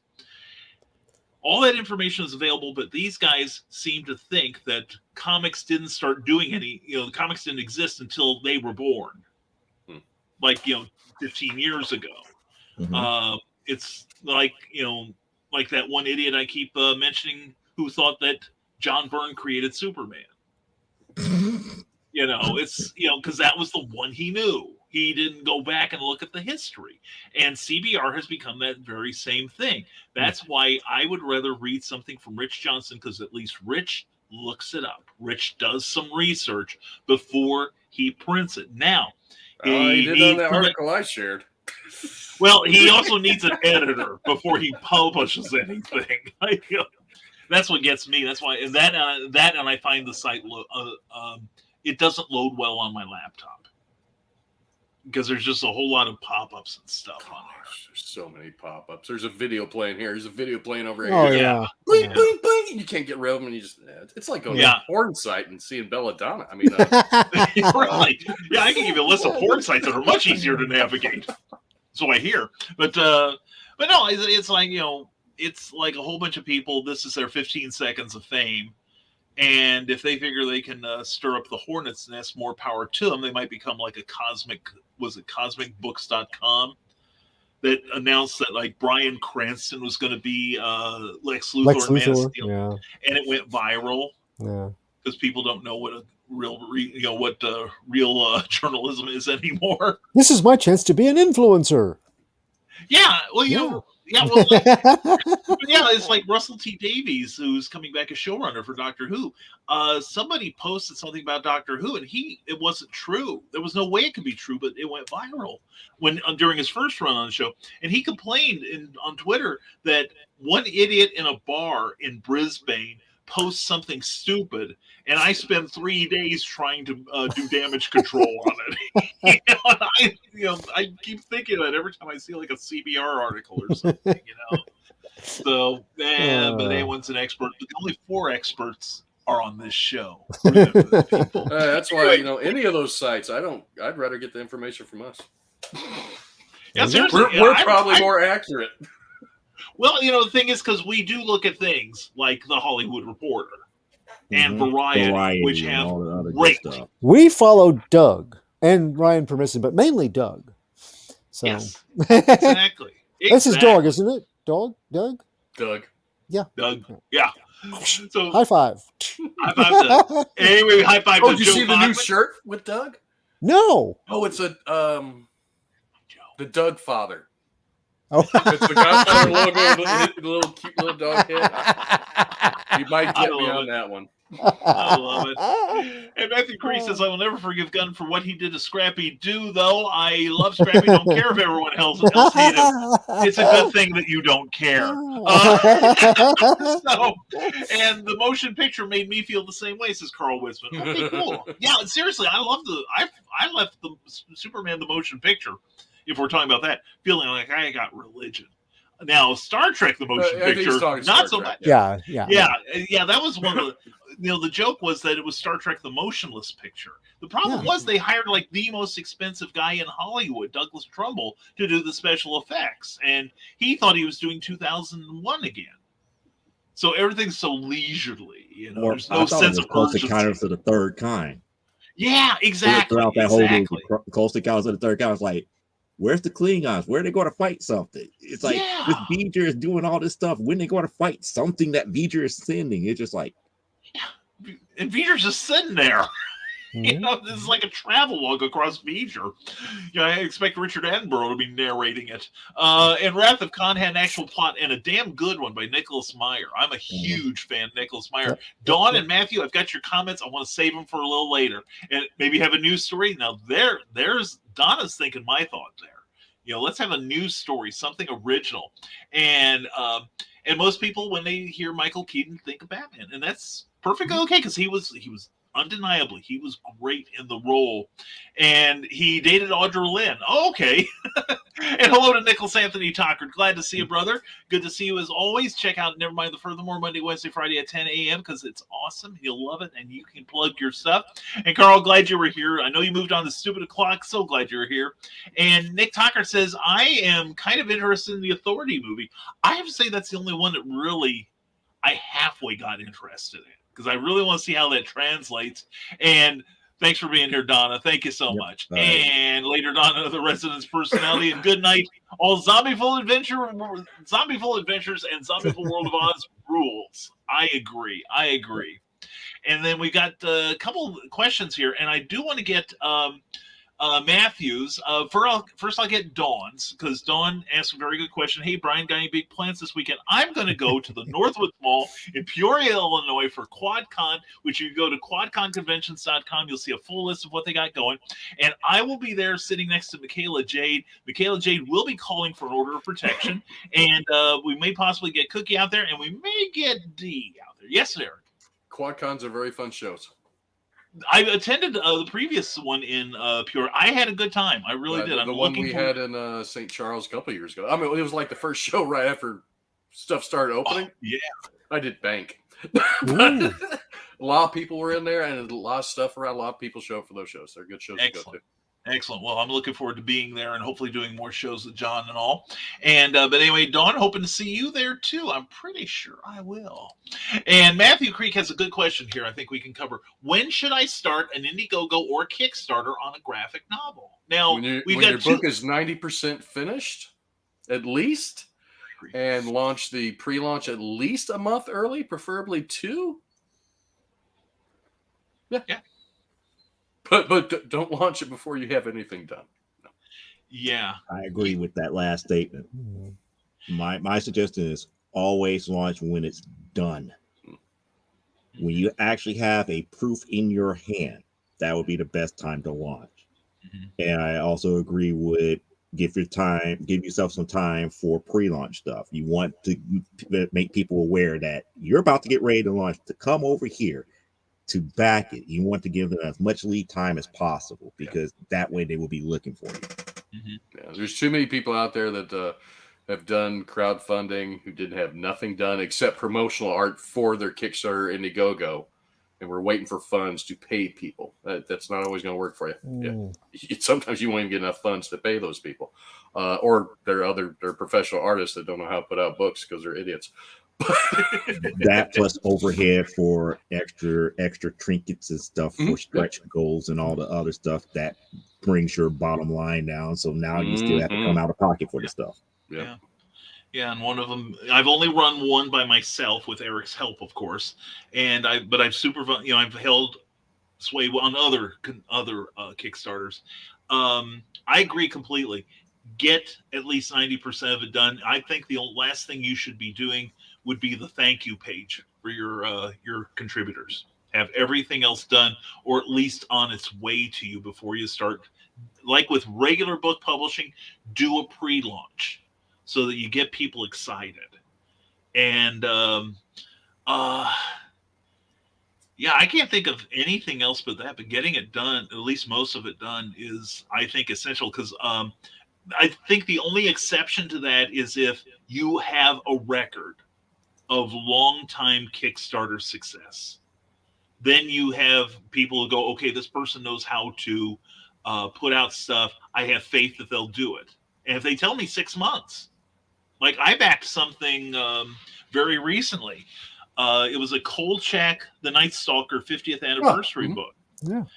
And I backed that thing, and I knew that was going to take about 4 or 5 months for it to get finished. But he had most of it in place. He only had, I would say, probably less than 10% of it undone. But he had all the cover art in hand. He had all the comic stories in hand. I think all but one. And he was also soliciting for short stories. So, but he also had a track record of putting out good work and putting it out on time. So that's something to shoot for, which is why fulfillment is probably the most important phase, because that builds for your next one. Yeah. So yeah, I love the vestry guys I fulfill for here in the States. They just launched their 5th campaign, or the 5th issue, this week, but I have told them for the past 3 issues, do a pre-launch for at least a month. They do it for a week. I think they would do better if they'd listen. Well, and how are their numbers compared to when you were doing it, for instance? Oh, I'm still doing it. I mean, I'm still fulfilling it for them, but they build the page and all that, and I just do the fulfillment for them. But I've given them all the advice I can. I mean, in my last issue of Zombie for World of Oz, I think my pre-launch was only 3 weeks. I felt horrible about that. But I want to do more than a month. Typically, I'd rather do 2 months. But they built this page last week. And you just can't get enough signatures. You can't get enough people signing up in that amount of time, unless you have a huge audience that follows you. Mm-hmm. But I don't. They don't. I have to build it up. Yeah. Well, I could go ahead. Yeah, one day. Yeah. But I know in traditional publishing, when I'm talking about books now. Books. When a lot of people, even in the independent field, are doing like 8-week promotional campaigns, and the big ones like a James Patterson or a Sanderson or a King, their promotion starts out months, like 6 months out, or maybe even as close to a year, telling you what's going to be happening, getting you built up to, be ready to plunk down your money for that. That's what you work up to. But, doing like a, 1 or 2 month Kickstarter, pre-launch, I think will help you more than anything, because one thing you want to do is get people to sign up for the initial release of the notice. And Joe does it, and Eric does it. A lot of successful people do it. Jimmy Lordson Bruin does a great job of it, getting people to sign up for that launch. Notify me upon launch, because that helps your placement whenever anybody goes on and wants to look for something new. There is a lot of work that needs to be done that actually probably putting the comic book together or the graphic novel is probably a lot easier than doing the promotion. I think promotion is probably the hardest part. And, I hate promoting and I suck at it. I suck at promoting because, sucking takes you away from what you're supposed to be doing. Or sucking takes you away. Promoting. Hold on a second here. Hold on, Eric. Promoting promoting takes you away from what you should be doing, and it's working on your books. In an ideal world, we would have our own promotion department, but we are our departments. We're our shipping departments. We're our HR departments. But yeah. Sucking Thank you never for takes me joining away us from my for books. a look into the creative mind of Eric Hawkins. It's always sucking. That's why we've got that M up in Eric's corner. Oh, but anyway, I hope that answers your question. It may not be what you wanted to hear, but it is the truth. It is the truth. And we have some more. My buddy Chris Hale is here. Chris, how you doing, sir? It is so good to see you, my friend. Hope all is well. Love to the family. And Nick Tucker says, well, the stories Marvel is strolling into didn't interest me the first time around, but if they are looking to make movies on 90s indie comics, I could be intrigued. There are some good ones from that era that could stand a good cinematic I'm waiting treatment. for DC to announce Wildcats and Danger Girl. Yes. Oh my God, that's true, and they've got the properties. That's true. That was a Wildstorm. That was. I don't know if they have Danger Girl. I mean, it was published by Wildstorm, but I think that they didn't get sold with Wildstorm. Oh, that's probably true. Gamble. They would have Gen 13 though. That'd be nice. Yeah. Ooh, oh my God, it would be nice. Gen 13. Fingers crossed they don't screw it up if they ever do it. If they did, that would be the perfect thing. Actually, I've said for years that would have been the perfect CW type show. Oh, that would work. The relationships on there are so CW now, and there's nothing left on CW, so yeah, they could do that.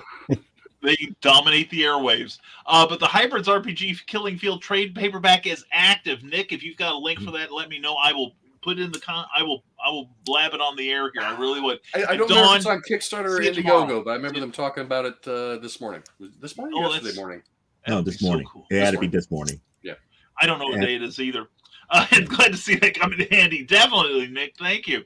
And yes, Gen 13 and Danger Girl. Yeah, I think Danger Girl would make a great film.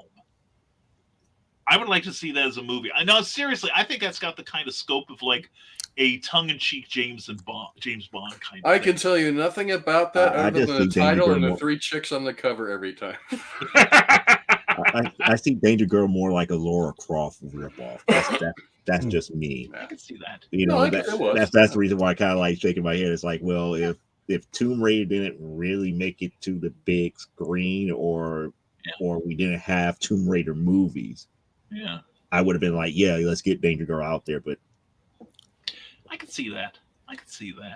And there is that address right there for Nick Tockert's campaign, Hybrids Double Feature RPG and Trade Paperback. The Trade Paperback is awesome. Get the first one because I know a couple guys that are in it. So the two top row, you and me. The first trade paperback? I had 2 stories in there. You had 2 stories. I had 1. So, but mine was the best. Oh God, anyway. My heart sucked in those. Oh jeez, so I thought it was good. Oh, I don't think I'm a spectacular artist, but when I look back on older stuff, I'm like, God, that sucked. I look at something I'm doing now. Oh, this is amazing. I'll look at this tomorrow and think this is going to suck. Where's the delete key? My God, I'm getting rid of this before somebody else sees it. That's progress, Brian. That's progress, Eric. That's right. Yeah, you're not growing if you're not disgusted by your own work. At some point in time. That's I mean, I'm still proud of this, and this thing is celebrating its 10th anniversary this year. I'm still very proud of this, but I see a whole bunch of typos that I should have caught the first time around. Fortunately, Cookie re-edited it, so we're doing a 10th anniversary edition of this in hardcover with the original stage play that inspired it. And so, Matthew, I hope you're taking note because pre-promotion can take many forms. And also I've got the terrors coming up. So, but no, this is how you do it. You just work it into everything you try to do online. I'm notorious when I go on Randy Zimmerman's show. It's amazing how many things remind me of something I've done. Oh yeah, 40 science fiction. I remember that. In fact, my good buddy Clyde Hall has a story in here, and et cetera, et cetera. And that's why, like, when I go on Tidbits and Scribbles every other Tuesday night on the Author Michaela Jade channel, hashtag always promote, that they have now got hashtag always promote as one of their little those captions now, because I've said it so often. So, and Clyde's reaching for something. Oh, okay. I thought he was going to take advantage of us. So anyway, Just going to say, if you get a hold of Zombieful Adventures, then go back and read the material. And also, Joe, we got to see some preview work this week from Joe and from Eric. And,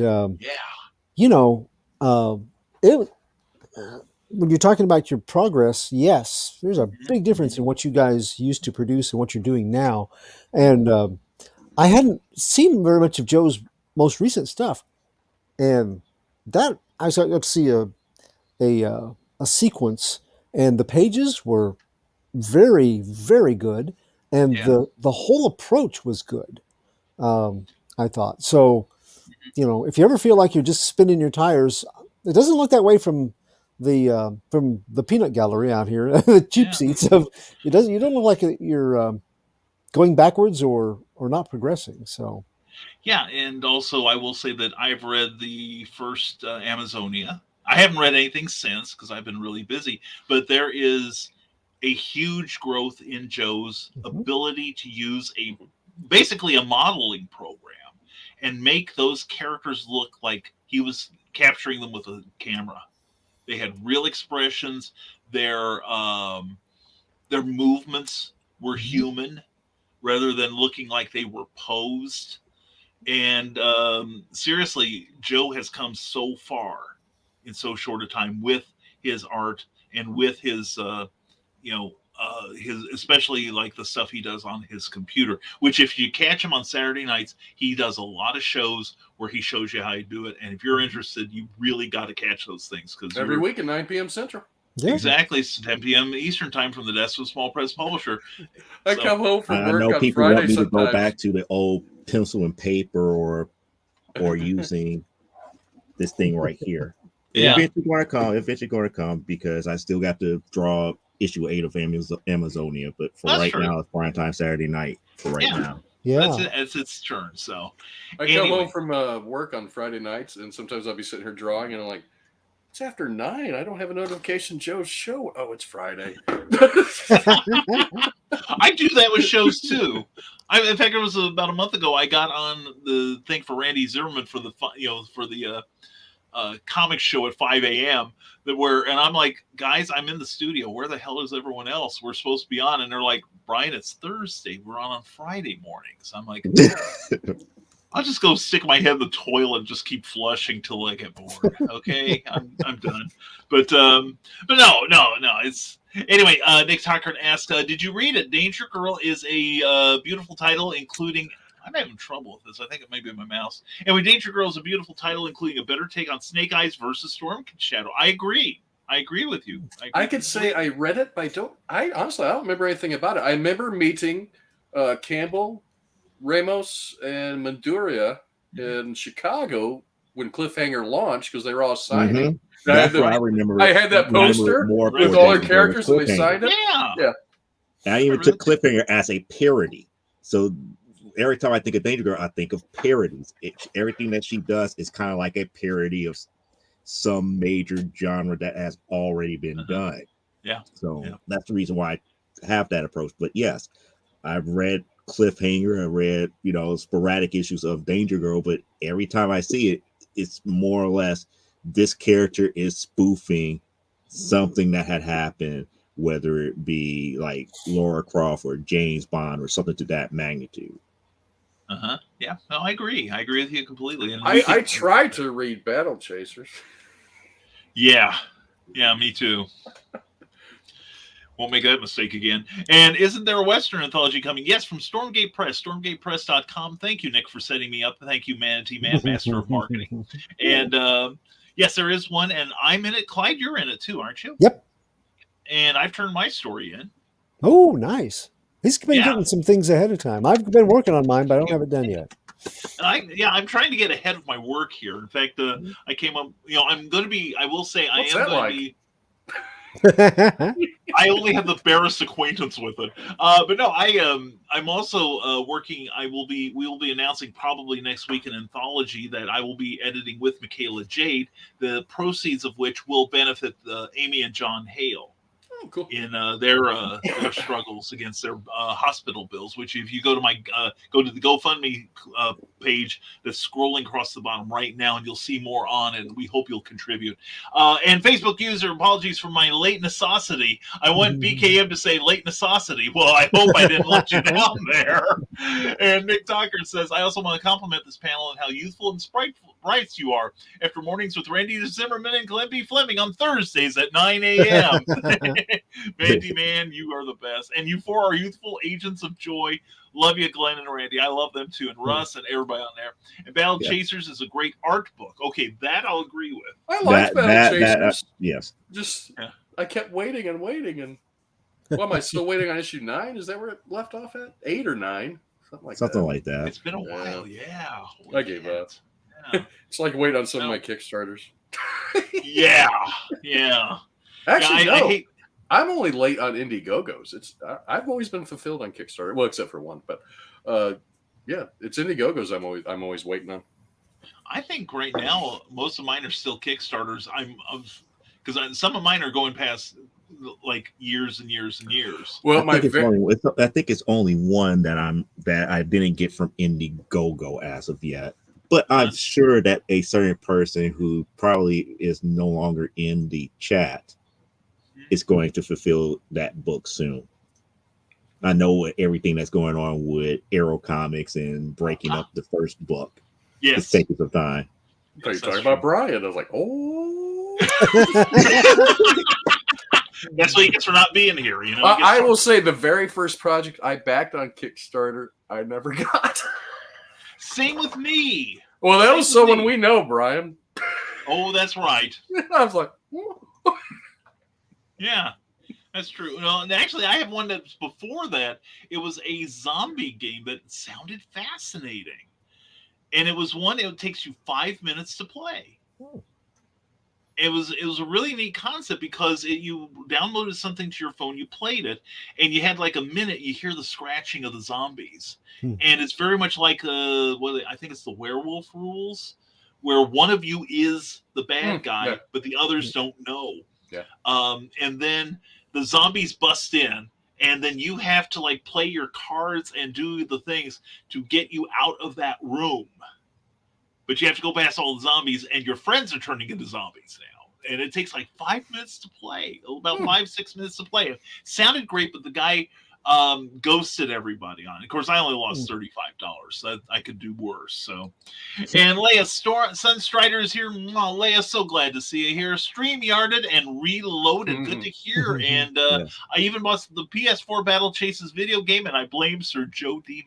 McFee. Came on here just to bust your chops, Joe. Yes. What? Yes, and I've been seeing your struggles, Leia. I'm on your side. That struggle should not have been a struggle, but it is. The people who run said group / network. Yeah.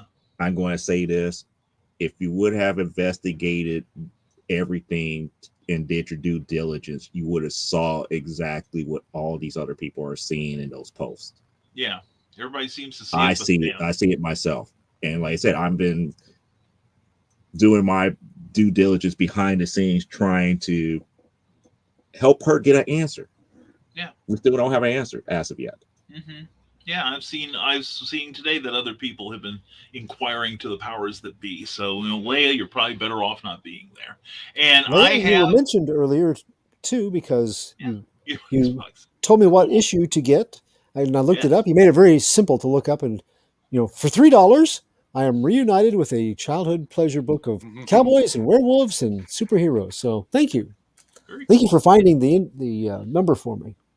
Yeah, that was great. If I remember correctly, that is the very last team up of Superman. I think the Super Sons was the next issue. That'd be the right era. Yeah, I think you're probably correct. So anyway, and we got a response. Clyde, you've done some good, Leia. You've done some good. We're proud of you, hon. Thank you, and thank you for showing up. So anyway, we've been on for 2.25 hours. I think it's time that we get on to other things in real life. So let's go around the room. Before we wrap it up, yes. I have a question for everybody. Okay. I don't want an explanation. Okay. I just want the answer. Then we'll close up. Yes, dear. What is your favorite all-time comic book movie? And we'll start with Brian. Superman the movie. Joe?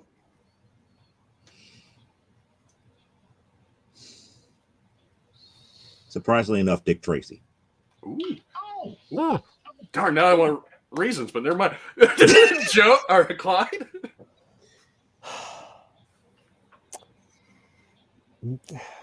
The best. That is a hard question. It depends on the kind of hero, the kind of story. But I saw, when I was a kid, I saw Hero at Large with John Ritter.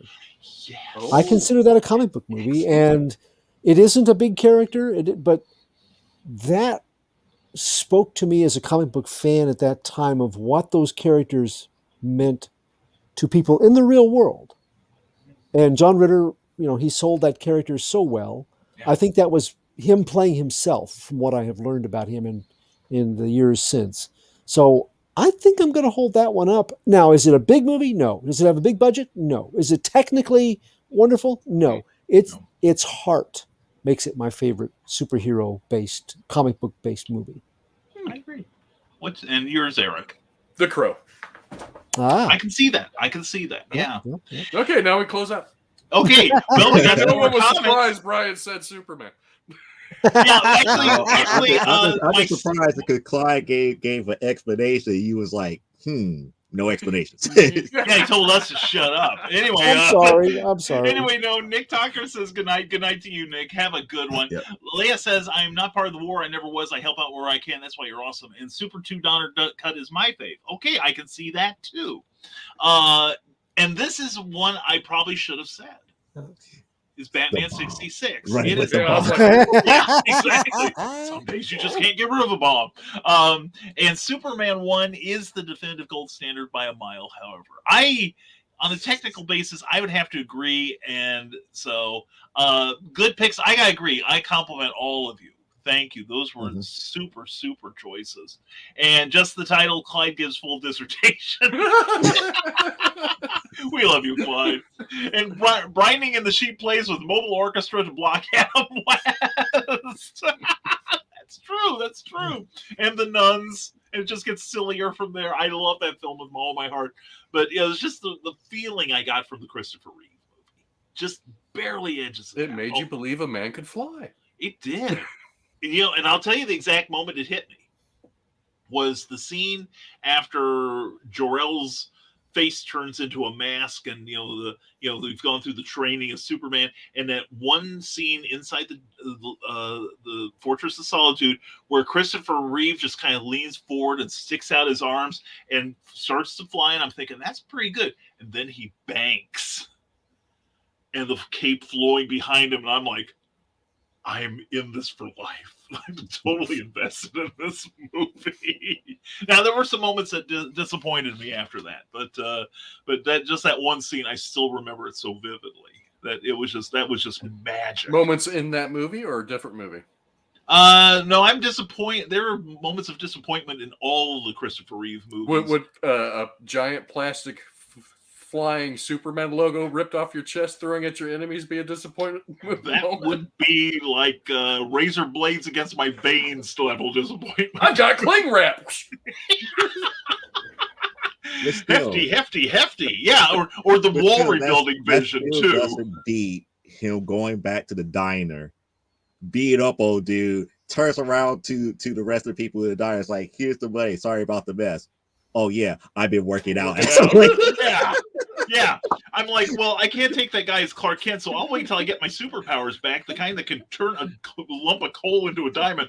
Then we'll have that real revenge match. So, yeah, real Superman-like of you, Chris. But anyway, so So anyway, Leah has some more good comments here. When he's about to tell Lois he is Superman after they fly, as Clark stole the it's just glasses, where you see him morph from Clark to Superman and hesitates and goes back to Clark. That was a magic moment. That really was. I remember sitting in the theater going, that's why the glasses work. Excuse me, it was cellophane. Cellophane. Okay, there we go. Fair enough. Thank you, Leia. We're glad you're here. It still doesn't beat. Well, how can I go back? I already know this, that, and the other. Hey, Clark, can you go get me a cheeseburger? I'm really hungry. Yeah. And, that's why when the Justice League movie, when Superman, or Clark Kent, I should say, was walking into that restaurant, I was like, oh, no, not again. Don't let him beat up on the patrons. So, he just beat up his truck. Yeah, there we go. The truck on the fire, yeah. And no one heard that truck getting all banged up and put on that telephone pole. The truck had it coming. I swear it had it coming. So let's go around the room. Let's sign off here, and let's start with Eric, because Eric's got a show tonight. Do you not, my friend? Well, we're gonna get together and just hang out on the Discord and draw probably the artists are, because the channel got struck. We can't stream for a week, so we'll just hang out probably. We're going to do Peter Pan this week too, but I guess not now. But I'm the creator of the Zombie World of Oz. You can find me on Twitter. You can find me on all the regular social media stuff. You can find me right here. Check out my links, and we'll be launching Zombie World of Oz in April. I'm gonna go shoot for mid to late April. I'm hoping to get the launch page up probably early next month. Hope you're listening, Matthew. Thank you, Eric. You're welcome. And now our guy, Clyde Hall. Hey, Clyde Hall, Elder Statesman of Geekery. You can follow me on Facebook. You can follow me on Twitter at CJ Hall 1984. On Facebook, I'm Clyde Hall and Radiating Positive Vibes with author Clyde Hall. And I put up a daily good news segment. A lot of times it's comic book related. The one for today was a Throwback Thursday, and it was about one movie that I am kind of excited about from DC coming up, supposed to launch this year, is Blue Beetle.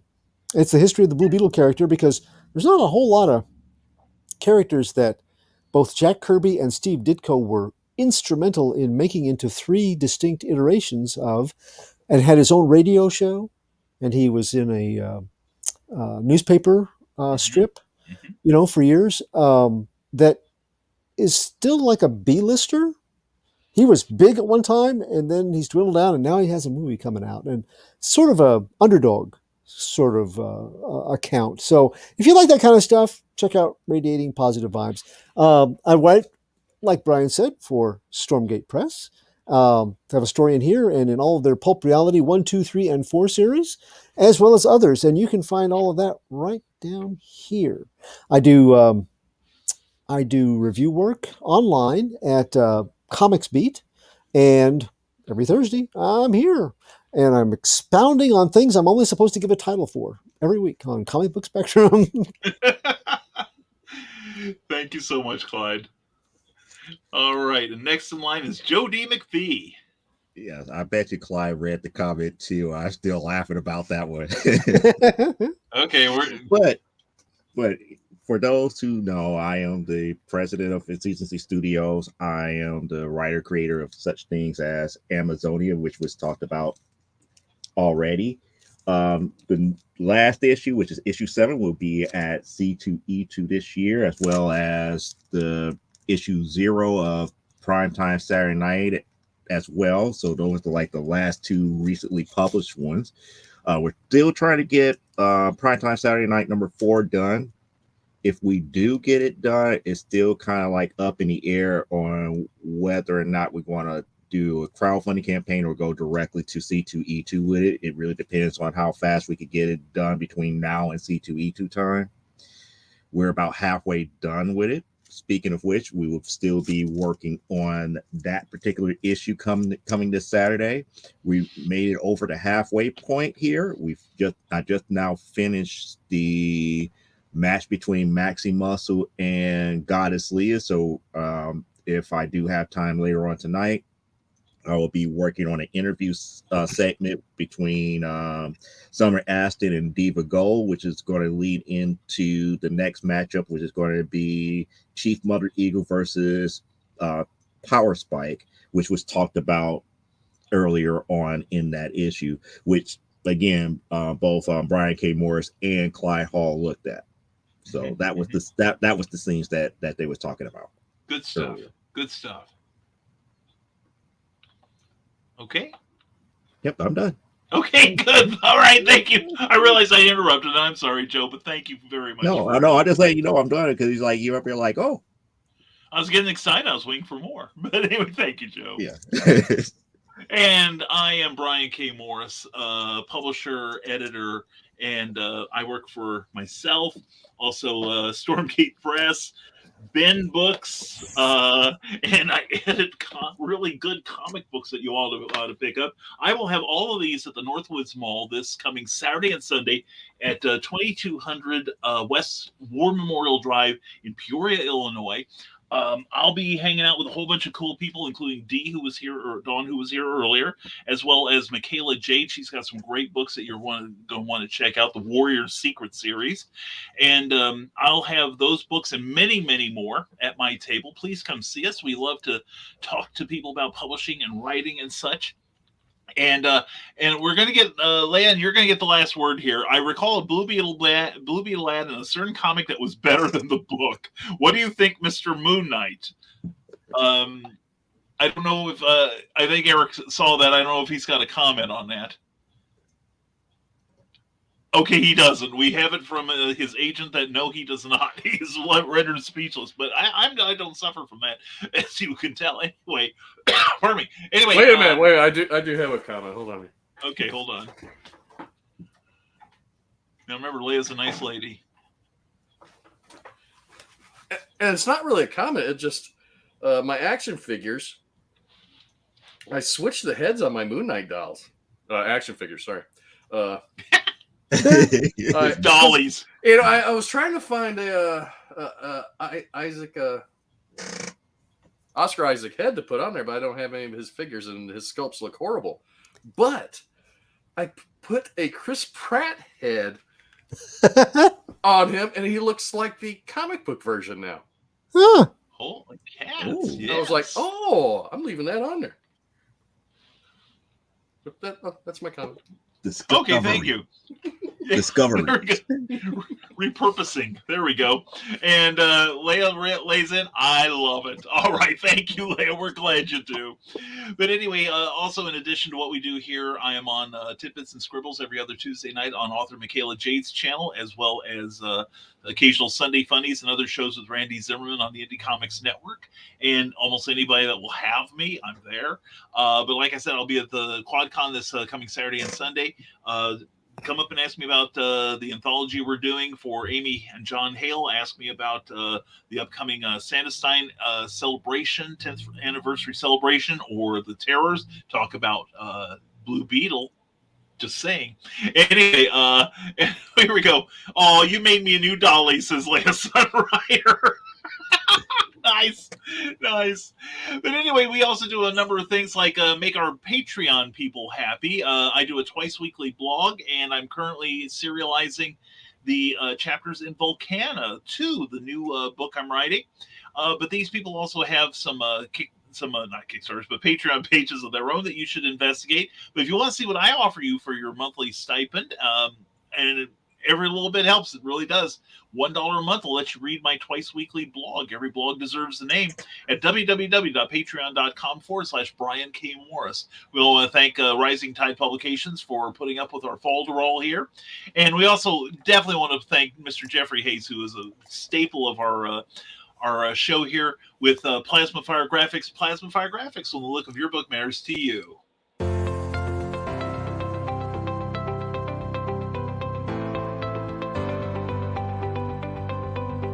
You've worked hard and written a great book. Now, it's time to give it a great cover. If you're an indie author or small press publisher, Plasma Fire Graphics is your source for affordable cover illustration and graphic design.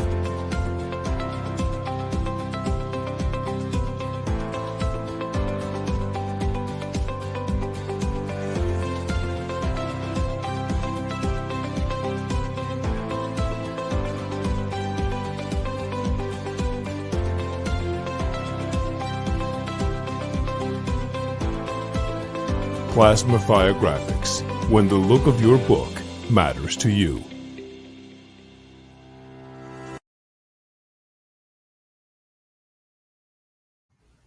Check out their page on Why am I going Kickstarter all the time? We've talked about Kickstarter. Go to their Facebook page and look at all the great samples of the work that Jeffrey Hayes has done. Then pop on over to plasmafiregraphics.com and inquire about his indie creator-friendly pricing. You will be so glad you did. That's Plasma Fire Graphics, when the look of your book matters to you, because it definitely matters to your readers. And we will be back next Thursday. Doing something different, but we'll be talking about comics and getting you involved in the conversation. Thank you so much for being here, each and every one of you. And like I said, if you're watching us on the rerun, please leave us a comment down below. We'll try to reply to you. And also, try and catch us live, because we have a good time, mostly because you guys are so awesome. But anyway, that's it for this week. Check out all the stuff you've heard about. Support your local comic book shops. And remember, as always, stay smart, stay safe, ignore the noises in the background, and wash your hands and never apologize for being awesome. We'll see you next Thursday on Comic Book Spectrum.